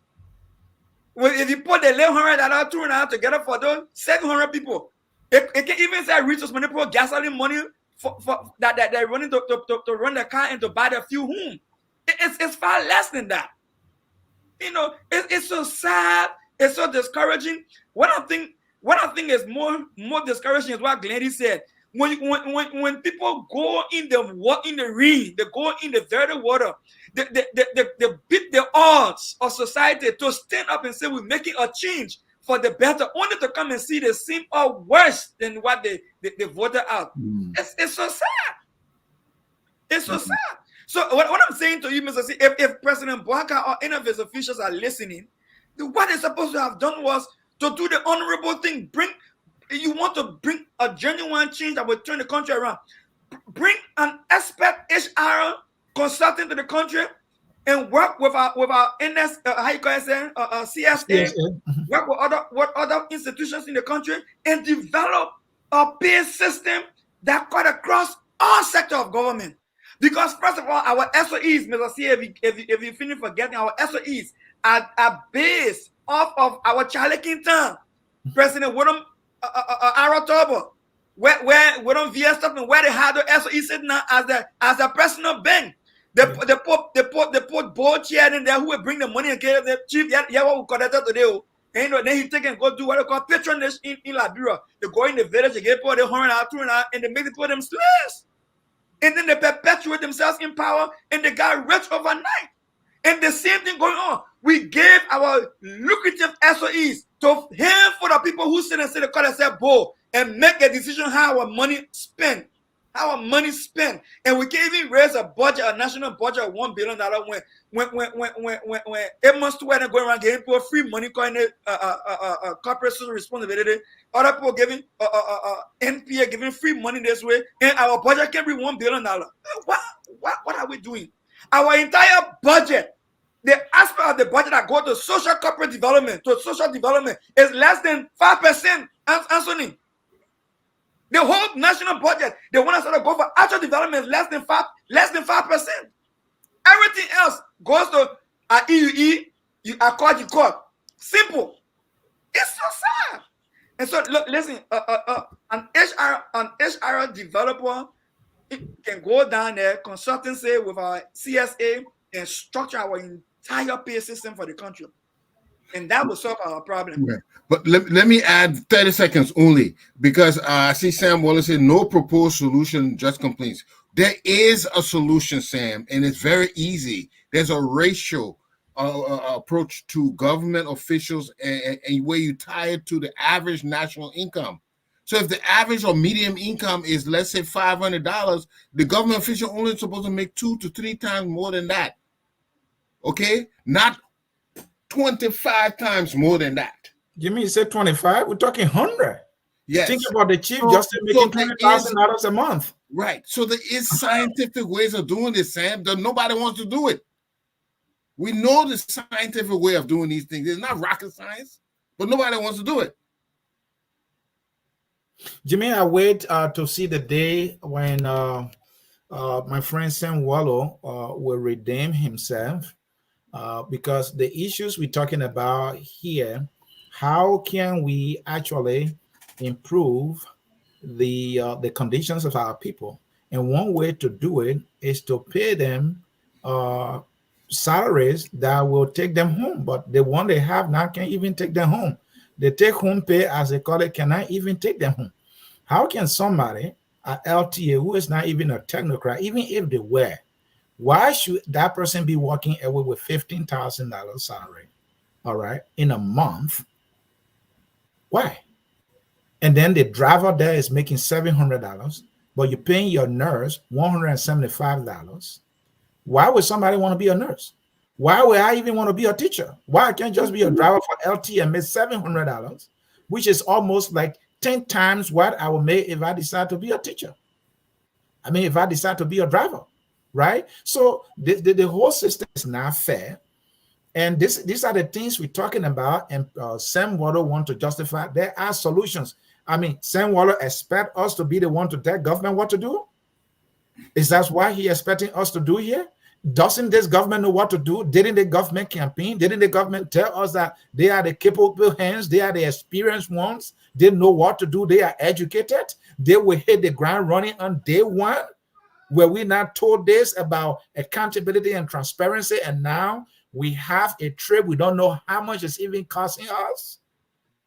And Sam Wallow is telling us we're just talking. Yes, some people just have to talk, and we having to be the ones. The people that were chosen by the Liberian people are the one in power. The people said, these are the group of people we trust to serve us in an effective and responsible way. And they are not doing what do you expect us to do? But I'll leave it there. I'll leave it there. Let me come to you, Gabriel. Gabriel, this is serious. This kind of salary, we can't sustain it. We can't afford them. And then our leaders go and beg. President Boakai makes more than the president of China, and he's in China to beg for money. He came to America to beg for money when he's making more than even a lawmaker in the United States, let alone the president. No, Mr. C, please check BBC. I send you a picture. But Boakai is not making much, according to BBC. I don't want to listen to BBC. I'm a Liberian. I look at the budget. Listen, I mean, let BBC get out of here. Look, we Africans need to get this right. Listen to BBC. I'm gonna go listen to BBC concerning my Liberia.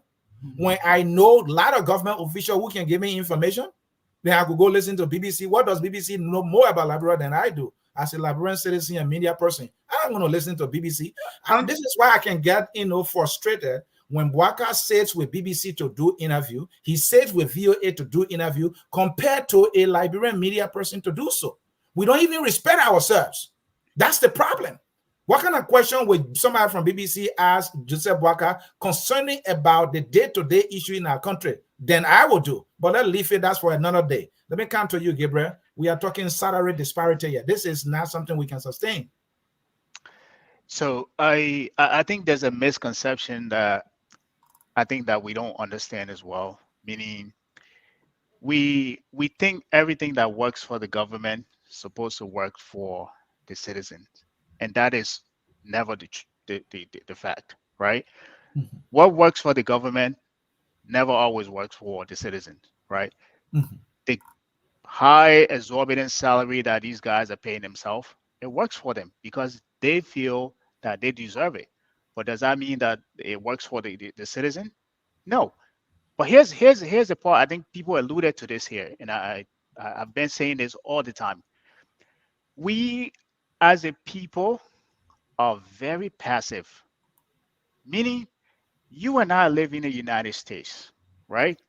If you see something that is happening in your state, let's say rent control, and you don't like the rent control or the rent is too high, what normally happens? The next election, you'll see something on the ballot, right, about rent control. You vote on that because you don't like it. There is no agency in Liberia where the average person can raise these kind of concern and say, this is so serious enough. Let's put this on the ballot for the next election. If that were the case, we would have had the subsidies would be the first thing on the ballot, the next election. You know, these guys are getting too much money for subsidies, for gas, for generators. Let's put this on the ballot. Should representatives and deputies and all of these people get subsidies for their cars and crash card and whatever you have it? Let the Liberian people vote on that. But how can these items, basic things that we know that's supposed to be happening, get on the ballot?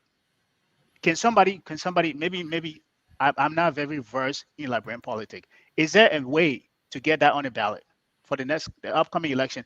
Not even the major election, the senatorial election. Can anybody get something like that in the county to say, we don't want our senator to make such and such and such money anymore on their subsidy? Let's put this on the ballot.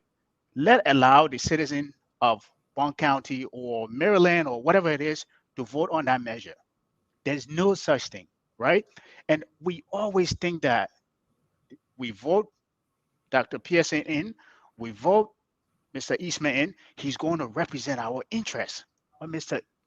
Eastman and Dr. Pearson is only going in there, even though we expect him to do that, he's doing what is right for him to continue to hold his power, to continue to hold on to his seat. It's all political right now because that's where his livelihoods come from. Whatever happens to the citizen, he doesn't care, right? And that's the biggest misconception we have. And I'll say this again, and I'll say it. We are passive. We're passive as a people. We don't demand. Look what happened in Kenya. These people were about to pass a tax bill. And these people got in the street and made sure that that never happened. Can we ever see that in Liberia? If we even want to take the democratic route, put something on the ballot.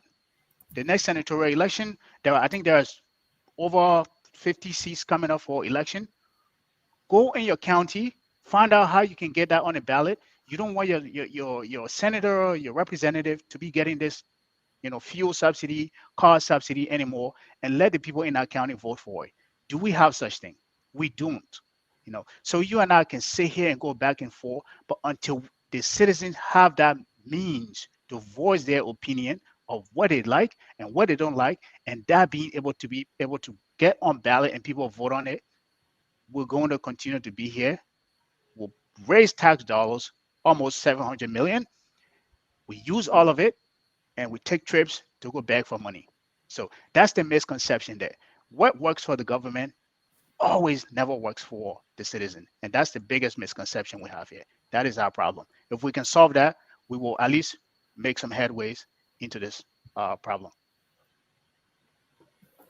And while we're talking about this is your Ministry of Finance. One legislature salary can take care of this building. With the labor chief in Liberia, can clean the building and paint it. But they won't do it. Even the plane ticket for one of the delegation alone can paint this building, but they won't do it. What kind of people are we? Let me show you something again. I'm going to show you something again. This is a school in Riverside. This is a school in Riverside. The salary of one representative or senator can build a decent building to improve the condition of this place, but they will not do it. When Weah was in power, Nathaniel Magee mother's grave. Look at this. This is a grave for Nathaniel Magee's mother, and we're all yelling in this place. Weah said nothing. Weah did nothing. Why a school in Riverside were looking at this? Magee's mother's grave was like this, and Weah did not act. This is the same thing that we see today, and these people are walking away with that kind of money, and our president is quiet. When will this stop? Folks in cyberspace, I have shared the number, and let me show you the number again if you want to participate. I have opened the phone line for you to participate. Call 605-313-6004. Don't hesitate to enter the code 791403 # to join the conversation. This is our country, Liberia. Let's talk about it as we take the short break, and we will be right back. Please do not go anywhere. It's just about to get juicy here. Our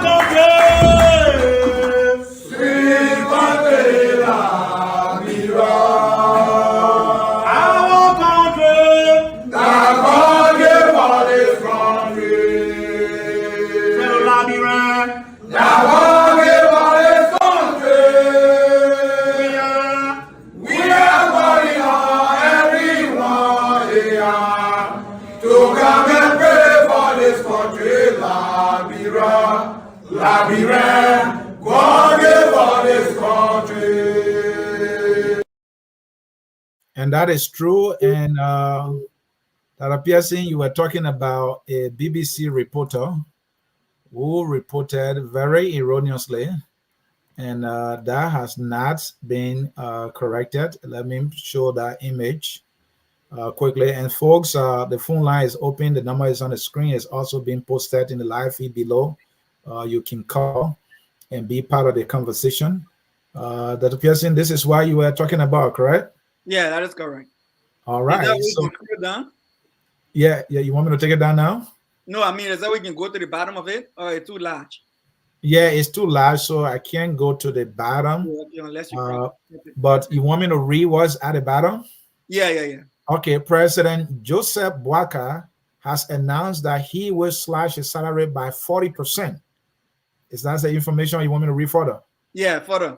Okay. His office said he hoped to set a precedent for responsible governance and demonstrate solidarity with Liberians. Okay, go way to the bottom. Go way to the bottom. Okay. Way to the bottom. Let me continue to read then. And I continue here. Mr. Boakai revealed in February that his annual salary was $13,400. The court will bring it down to 8,000 United States dollars. Mr. Boakai move echoes that of his predecessor, George Weah, who took a 25% cut in his salary. Is that it? Yeah, that's it. All right. So then, 8,000. Yeah. So the paper making 8,000 according to. So what is not right there? Please help us. You are muted. You are muted. That 8,000 I just scratch card when you're using the call Elon Musk. That is scratch card. The 8,000 I just scratch card to talk with Elon Musk. All right, gentlemen. Let's go to the phone line. I think we have people. We have our callers calling in. Let me raise the volume right here quickly so we can take the phone calls. Here quickly. Let me see who we have. We have Hassan Kanan, phone number ending in 3132. You are live. Let us hear you. Yeah, good evening, Anthony. All right. Great show tonight. All right, you're welcome. Great show tonight. I just called to let some of your panelists know that elections have consequences, you know. This is the reason why we're doing campaign. When we point these things out, you have people, strong supporter of Joseph Boakai, clearly is on the show tonight, right, that was defending this man's character, even though we tried to tell her that for 40 years he had never demonstrated a single thing to show that he was going to be this great president or he was going to be the one to be able to rescue Liberia.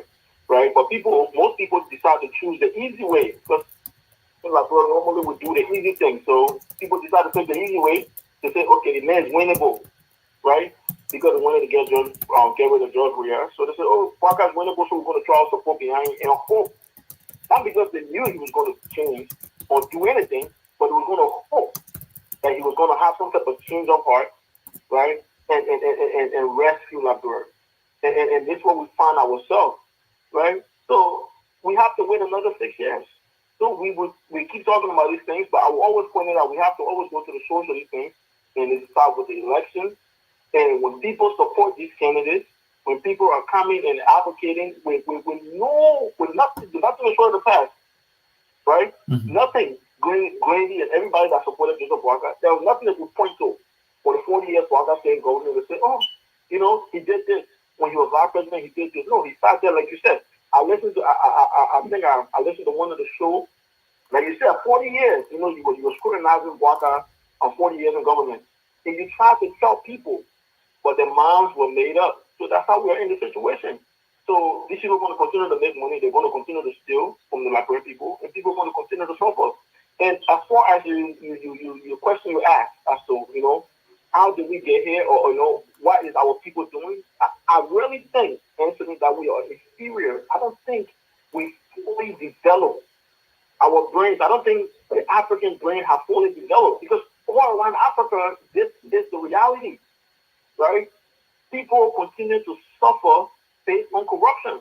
You put money there for something somebody take it, and they spend it behind a girlfriend, or they spend it behind their own personal family stuff, and nothing gets done, and people remain in abject poverty.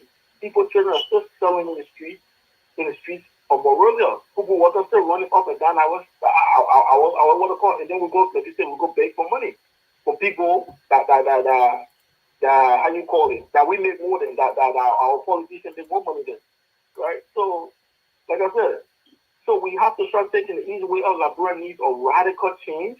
Somebody that's going to be radical, that means well, outsiders that has never been inside of that system, Anthony, right? That's what Liberia needs to be able to go forward. Because if you take people from inside the system, if somebody, like I said, if somebody from in the first grade, that's all they know is what happens in first grade. They don't know what's happening in the next classes or the next involved, right? So Boakai has been in that system. Everybody that's in that system has been in that system. So they're going to do the same thing. They're traveling, taking a bunch of people behind them on the planes to go places. Take another person from that system again after Boakai leaves. This is their last thing. He's going to do the same thing Boakai was doing because that's what the thing governance is. Thank you. We are not. Yeah. So I mean, like I said, great shows tonight, but we're wasting our time. So like I said, we should have corrected it if we want to change. But people like Glennie, people like Ali, and other people was purposely misleading our people that don't know anything. But thank you for the show, Anthony. Thank you, brother. Thanks. I appreciate your call. The man, Flomo Livingstone, is on the line. Go ahead, brother. Thank you. Thank you, Mr. G. I mean, very short. The panel, they made some great points, which I have to agree with them. Mr. Eastman and Pearson.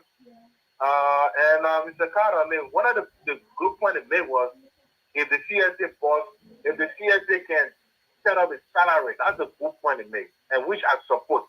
I would love for the CSA to set a salary for each ministry. That'll be a good thing. Instead of the legislature setting up salary for themselves and other agencies. So what we should be focusing on is I don't really focus on the people who's taking the money. That's my problem. I know when I say like that, people will say, oh, why not? The problem is the system. We need to change the system. I think like Mr. Carter said that when the election time, maybe we can put it on the ballot by that. For the senator and the legislature or administration get maybe 2,000 or 3,000. Maybe we should do that. That's a good point. But if the system is there, look, you don't expect someone to go work somewhere and the pay is 5,000, then you say you wanted the person that said to say, no, I would take 2,000. Who does that? I won't even do it. I won't go somewhere where the employment, they say you'll be getting paid this amount, then I say, no, pay me less. Nobody do that. We have to change the system. When the system is changed where the pay is set, for example, I keep saying we need a referendum where we can set the salary from the president down. If the president will be making $300,000 a year, then it be in the Constitution from the president down. That way it will help eliminate all these things that are going on. Look, if people would think that the solution is bringing another president that will serve the president, like for example, Mr. Comey, we are wasting our time. Unless the system is changed, if that system is not changed, Mr. K, he can bring whosoever there. It will still be like that. Unless we set up a constitution that will change all that amendment and stuff like that, including the term limit and every ministry of bill. Unless it can be changed, it will not. You can bring whosoever. You can be president, Mr. K. You will not change it. Go in a democratic setting. You can't just come and change it. It's not like all of countries are dictatorship. You can't do that. And are the same people who vote for the same people. So my solution, look, the president. I'll speak on it. I'll end on it. The president going in China. Look, we need to start the mentality that I'm not gonna happy with it. What world we living in? So I'm not gonna have to approve before we go speak to another country. So how the country will be improved? See, other African nations have went to China. Look at Uganda. I was just watching Uganda. How the wealth is that country is laid out. Look at places like all of African countries. Look at Tanzania and stuff like that. Zambia. They went to China. They had developed their road act. But look at America. Fashion being what they have never employing fashion. You go in fashion, so even their houses, they even get no electricity there. The fashion, for the wire over those houses, once it's not fashion house, they will not give you electricity. And you call it that are helping people. Look, we need what we should be focusing on is the tangible. What it will bring back. The 3.1 billion today. It was on video, live video. The president and China, the $100 million was signed today. They were not memorandum of understanding. They get that right. The $100 million was signed today for infrastructure, for the overhead bridge from ESWA to the ministerial complex and other. So I think the LPRC area there. All right, the Freeport area there, and the $28 million for brand. The $3 billion is not a loan; it's an investment from private businesses that want to invest in the oil refinery. So it's not something where that brother will own. That brother don't own the $3 billion. We don't have to pay nobody $3 billion. It's business that coming in that will be able to create jobs. So they're bringing that $3 billion to invest into the country. That brother is not owing that $3 billion. What we have to pay back. Well, I'm not 20 when they took that 2.1 billion or something. And again, Mr. C, the last part is we are so simple first to our leaders. For example, look at Nathaniel McGay. When the LCP called him, you see the other people wanted to protest, And today again, I mean, I'm glad that the Ministry of Justice went today that they officially indicted those 5 guys. And again, you see other TV channels saying it's a vision. Even that the person on the show here today, he said it, that vision is going after previous administration. Then how we want the country to be done? If you go after this person that elect and say that vision, you go after this person. So for me, we need a referendum where the salary can be set. Even if the TSA board can do that, that would be good. And they when the speaker of the house know about that budget alteration. How his signature can on the document. We should be asking that. You should be asking the speaker, how did your signature get on this? Have the speaker come and say it was not him that signed on that? He hasn't even speak on that to say to deny that was not his sign on that document. But we just here want to complain about the executive. I'm not saying the executive is not part of it, but I believe the executive should be held accountable. But why would someone's signature be, Mr. C? If you know very well you didn't sign for a document and they say your signature on it, you will come and deny and say, no, I did not do that. But the speaker did not do that. So he should be held accountable too. And I think you heard me. Frontier needs to come clean. You can commission an investigation and you say, well, changes were made, but we can't tell you who did the changes. What kind of report is that? The essence of the investigation was to identify 2 things: to confirm whether or not the budget was altered, and to also identify who did it so that there can be accountability. And the speaker, he wrote the ball to Nyobli now. Is that what it is? I mean, what is that? Is that leadership? We're talking about accountability there. And I think you have a fine point there. I know the CSA boss, many of you know he's my friend. He's working on the Civil Service Commission Act. I hope that he will lobby with the lawmakers so that that power to decide how much each member of the government makes maybe should be decided by the CSA. Because if the CSA is deciding that, if these people are not deciding their own salary, maybe it will be fair. Maybe the civil servants, salary will be increased. And it's good that we see some, ghost names being removed off the payroll. That would lead to a lot of savings. We have to do the work ourselves of our country. Great point there. And myself too, I love America like you and many of us, but I think America is full of something that I can't talk about right now. America need to get it. America has problem. America favors other people. America is not doing much, for Liberia, but it is us that should do well for ourselves. I mean, look at the time the president is taking to be traveling to these countries. Maybe he should have been traveling to our counties, telling our people and talking to them, how we can grow our own food and feed ourselves. Maybe other nations will say, oh, these people, they are serious, but they're traveling out of the country over and over by our leaders.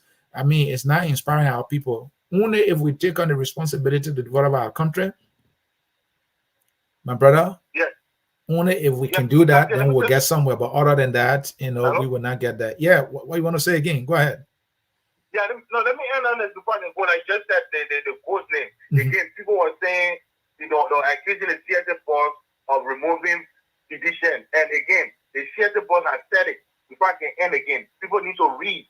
The 6,324 people that on that ghost name that they have from now to November 4th to go verify their name or else they'll be permanently removed. Yeah. Please go and do that. Because when I start reading the remove, we don't want people from the opposition saying they are targeting people. Please go and verify yourself, please. Thank you. That is correct. Those individuals has been blocked because their employment cannot be verified. Those are questionable individuals on the payroll. So they have about 90 days to prove that they are actual people and that they are working and they have been shown up to work and they have their tenant records to prove it. If they can't do that, they will be removed from the payroll. That is what we call reform. We have the man Teddy the Lion Nyakon. Full disclosure, he is a baptized, unrepentant, unbending, unrelenting sedition. Teddy the Lion Nyakon, let us hear you.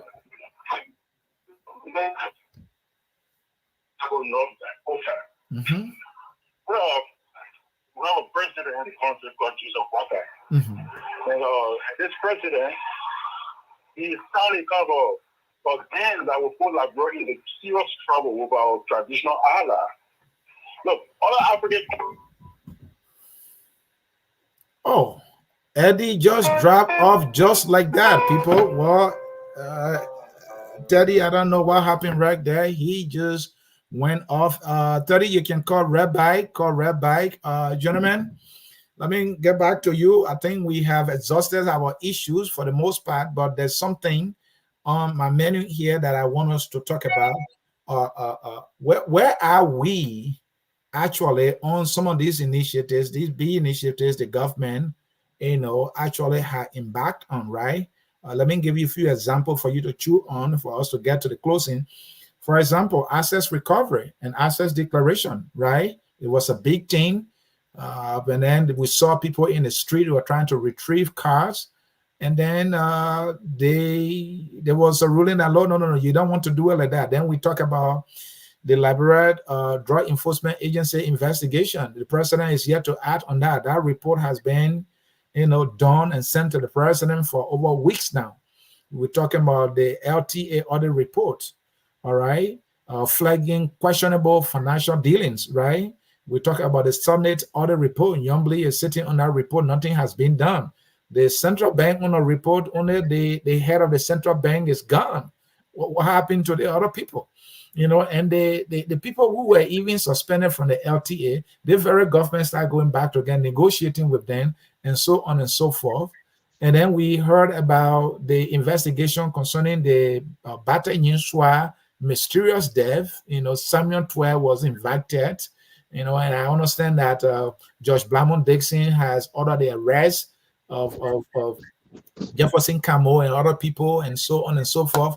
Where are we with this issue? Is the administration still pursuing this thing, especially the assets recovery thing? It's a big deal. That's supposed to set the pace for accountability. Yeah, and thank you.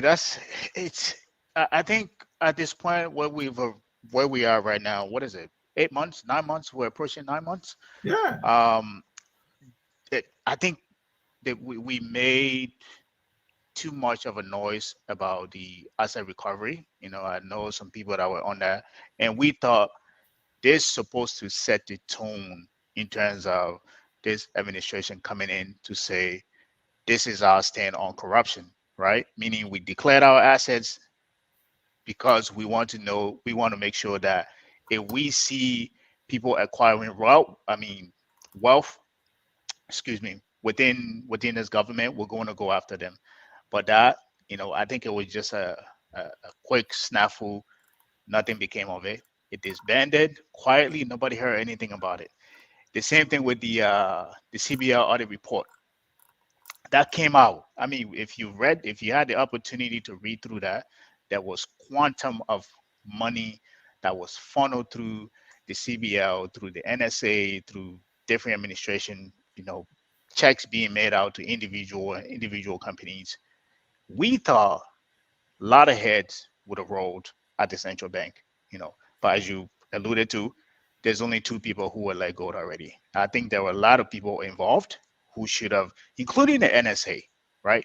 So all in all, I think what this administration has demonstrated so far, it hasn't really proven to the citizens of Liberia and also its international partner that they are serious about governing, that they are going to be any different from the previous administration.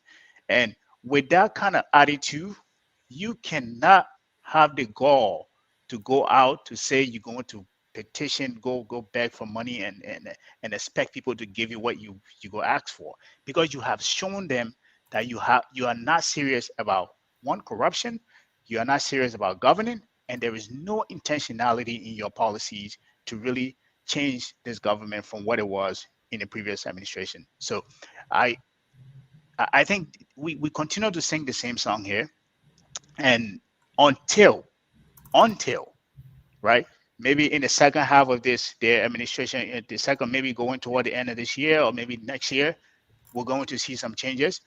Then maybe we can start having some confidence in this government to say, okay, maybe they had a false start, they're resetting to really do the right thing. But up until now, there's nothing you can really pin down on this government in terms of really getting a direction as to where they're going at all. Dr. Pearson, they started with the noise on accountability. I'm sure you might have read the press statement from the Liberian People's Party political leader, Councillor Tiawan Gonglo. You are very aware that the Liberian People's Party had endorsed Joseph Yimam Boakai for president. And Tiawan is clear that this government has failed on the fight against corruption, on the issue of accountability. The promises made, they're not fulfilling the promises at all. Tiawan Gonglo, if you read his statement, you can see that he's disappointed, that this government is not going through with the fight against corruption. Accountability is a flop. This is a flop, as you were saying. Yeah, Anthony. And I can understand why Councillor Gonglo is kind of frustrated. And it's the same across almost a lot of people. I shouldn't say all, but a lot of people who supported President Boakai to become president today, like even Mr. Molu and others are also frustrated. Martin Colley is another person who is frustrated. And there are many others. The numbers are increasing. Vanessa Patrick also is frustrated. Stanton Waterspoon is getting frustrated by the day. And they are the one now putting the rocks under the president to show the dirt under the rug. It's sad. I think it's a missed opportunity for us. When it comes to fighting corruption in a political space, you have to begin right. If you don't begin on the right footing, it's hard to catch your balance going forward. And I think that's where this government has made a mistake. And let me say this: when it comes to asset recovery, I don't think that's something that should be hasty. And I think it just the setup was wrong from the beginning. But asset recovery is not an easy job. It takes time to first investigate, find concrete evidence, and find the loot before you can go for it. They made a very big mistake just running after like you doing Liberian police kind of situation for the other situation, the young gracious rat, and that was a big flap. And I understand that they're working behind the scene to rectify that. When it comes to quote unquote corruption on stolen money, I mean, just from other reports, I think President Boakai's first mistake was he didn't declare his assets on time. I think that was a very big blow to his entire momentum. His failure to declare his assets within the framework of the law, which is prior to taking office, other kind of thing, or at least the first 1 month in the process would have been good for him. Up to now, less than 50%, I think less than 50% or 60% of his officials have declared the assets up to this point in time. President Boakai even declared his assets when he already acquired some funds while being president, whether stolen or not stolen, and to beef up his account. President Boakai missed the opportunity when Grace paid, requested money for NASCAR even before he became president. He missed that opportunity. He missed it when Jacob Akodi under Nukai came under tension for 700,000 plus. He missed that opportunity. And so, I mean, when it comes down to chasing others, what do you say? We go to CBR. That critical report from the other report on CBR, he also missed out on that when he ended up appointing somebody he took loans from in the past, multiple loans from, as a central bank governor. And not only that, but somebody who came from a bank that was going underwater, and he, another governor of his, he appointed there is somebody who were in default with the very central bank he was appointing the person to.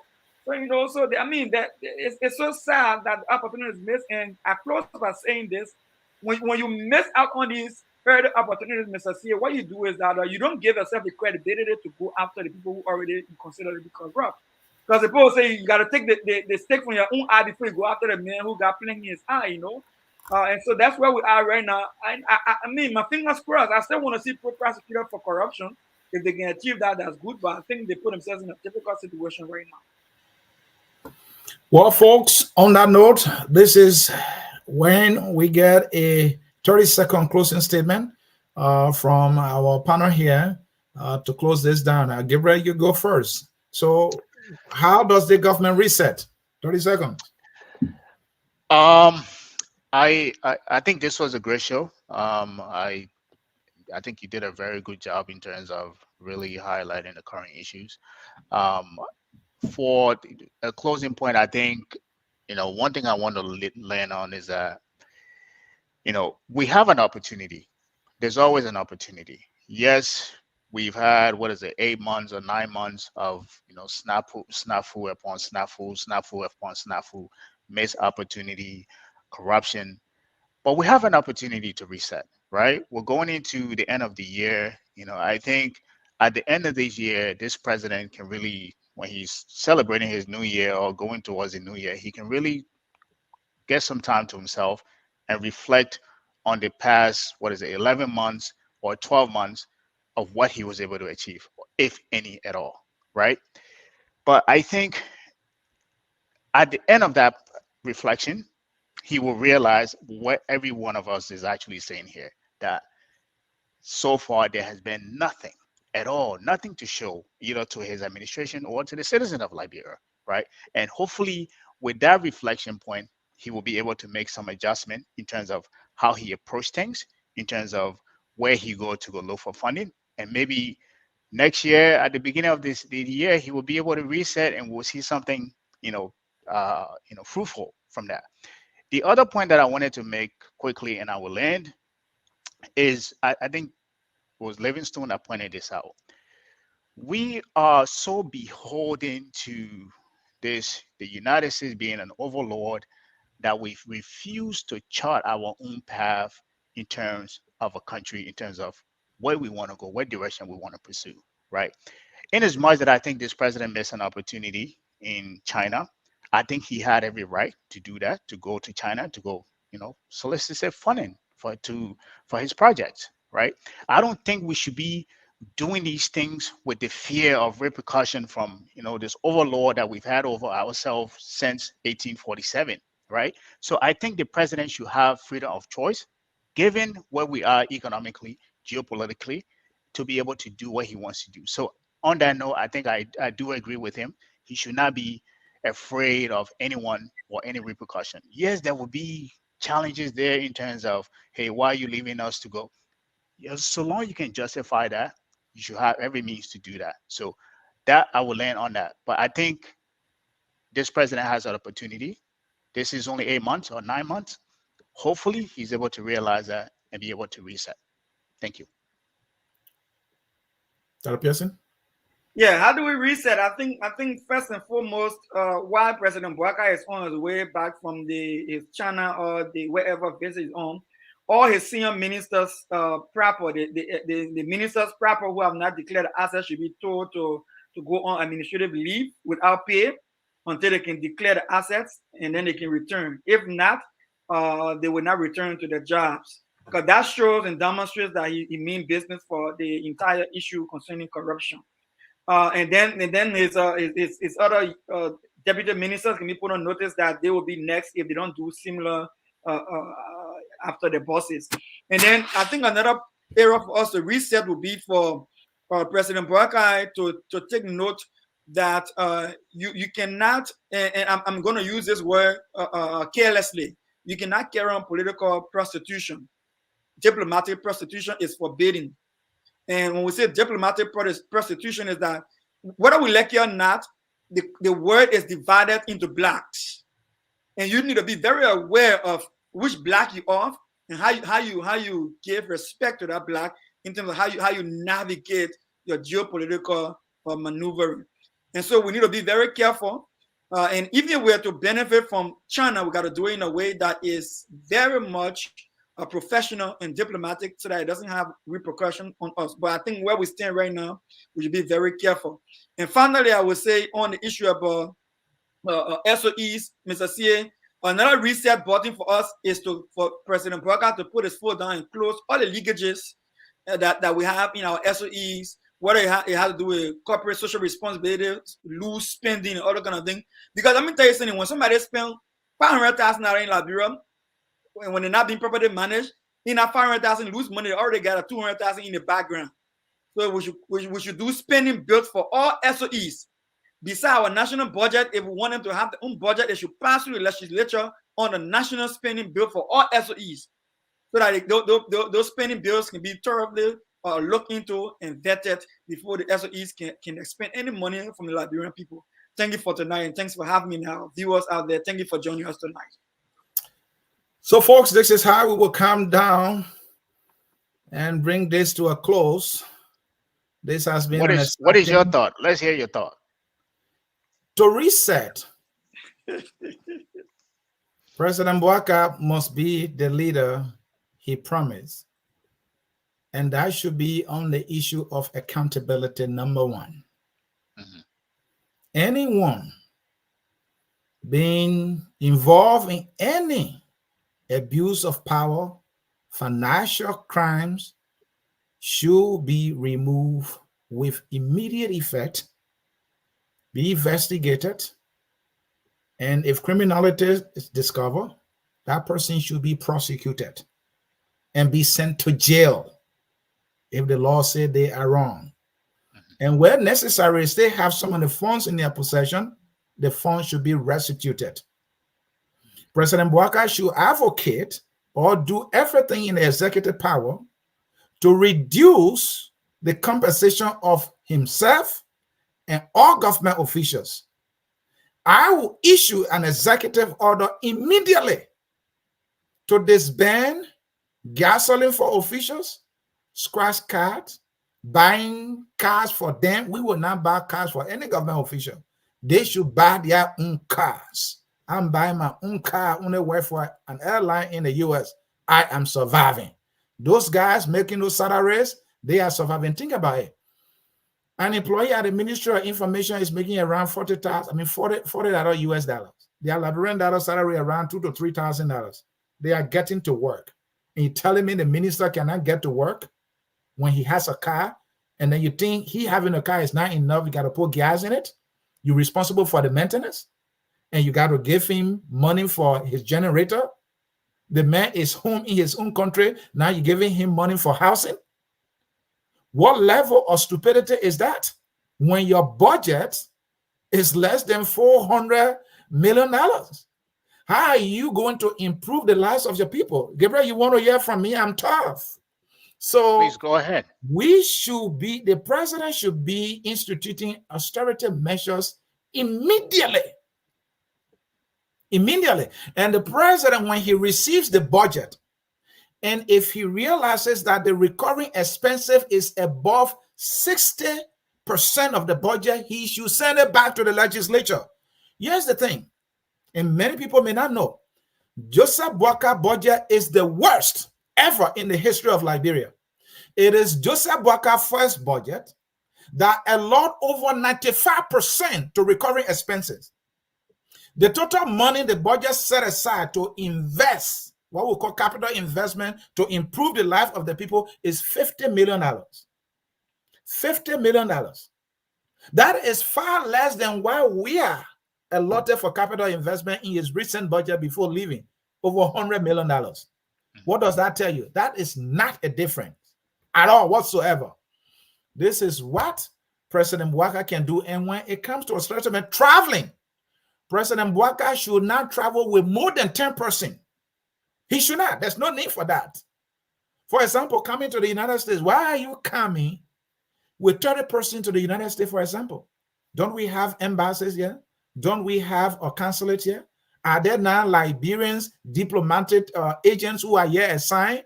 Can they not be part of the delegation to safeguard? Another thing is, we don't need embassy in every country. Shut them down. Shut them down. What do we need embassy in Guinea for? What do we need embassy in Sierra Leone? Why do we even need embassy in Ghana? What do we need it for? And we can't even pay the bills. Now, we can't even pay our current bill to Ivory Coast. We owe $19 million. We have not paid. So we have to understand the constraints we have. And also what I will also do, I will make sure that the counties are autonomous, that they operate their own budget. You allot $200,000 for county development funds is an insult to the intelligence of the people in the counties. This is why our counties are not developing. From Ellen Johnson Sirleaf to Joyce Weir to Joseph Boakai, $200,000 on every budget. It can go up, it can go down. But salary for government officials, their budget always increasing. The counties get $200,000 in a period of 18 years. 18 years. The county development budget has not increased. It has been $200,000. Why Boakai can't increase it? Why a county cannot get at least $1 million? At least.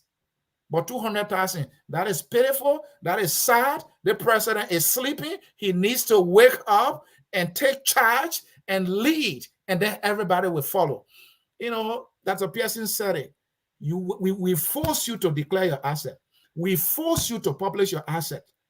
Howbeit, you have done it. No credit to you whatsoever. That doesn't mean that you can't hold those people accountable. Those government officials who have not declared their asset, they should be relieved of their job immediately. And when they fail to do that, they should not come back. They should not come back. And those assets should be made public.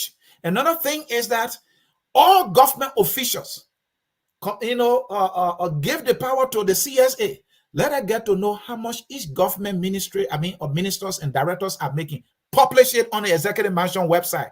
Let us know the finance minister is making this. Let us make sure this director is making it. Let us know that our money. Will they do that? I give you 200 years, it will not be done. When Boakai does that, that is the reset the nation needs. I got more, but because of time, I will leave it there. The song that says, we are all Liberians. This is why. We are. Go ahead. I was going to say, this is why, what's his name? Dennis called you the political bulldog. That was brilliant. Thank you. Yeah. Thank you. This is what we do. We care for the people who talk for them. So, folks, I'll see you next time. Bye-bye. Yeah. Enjoy the song, We Are All Liberians. We are Liberians. Liberia is our home. Liberian people.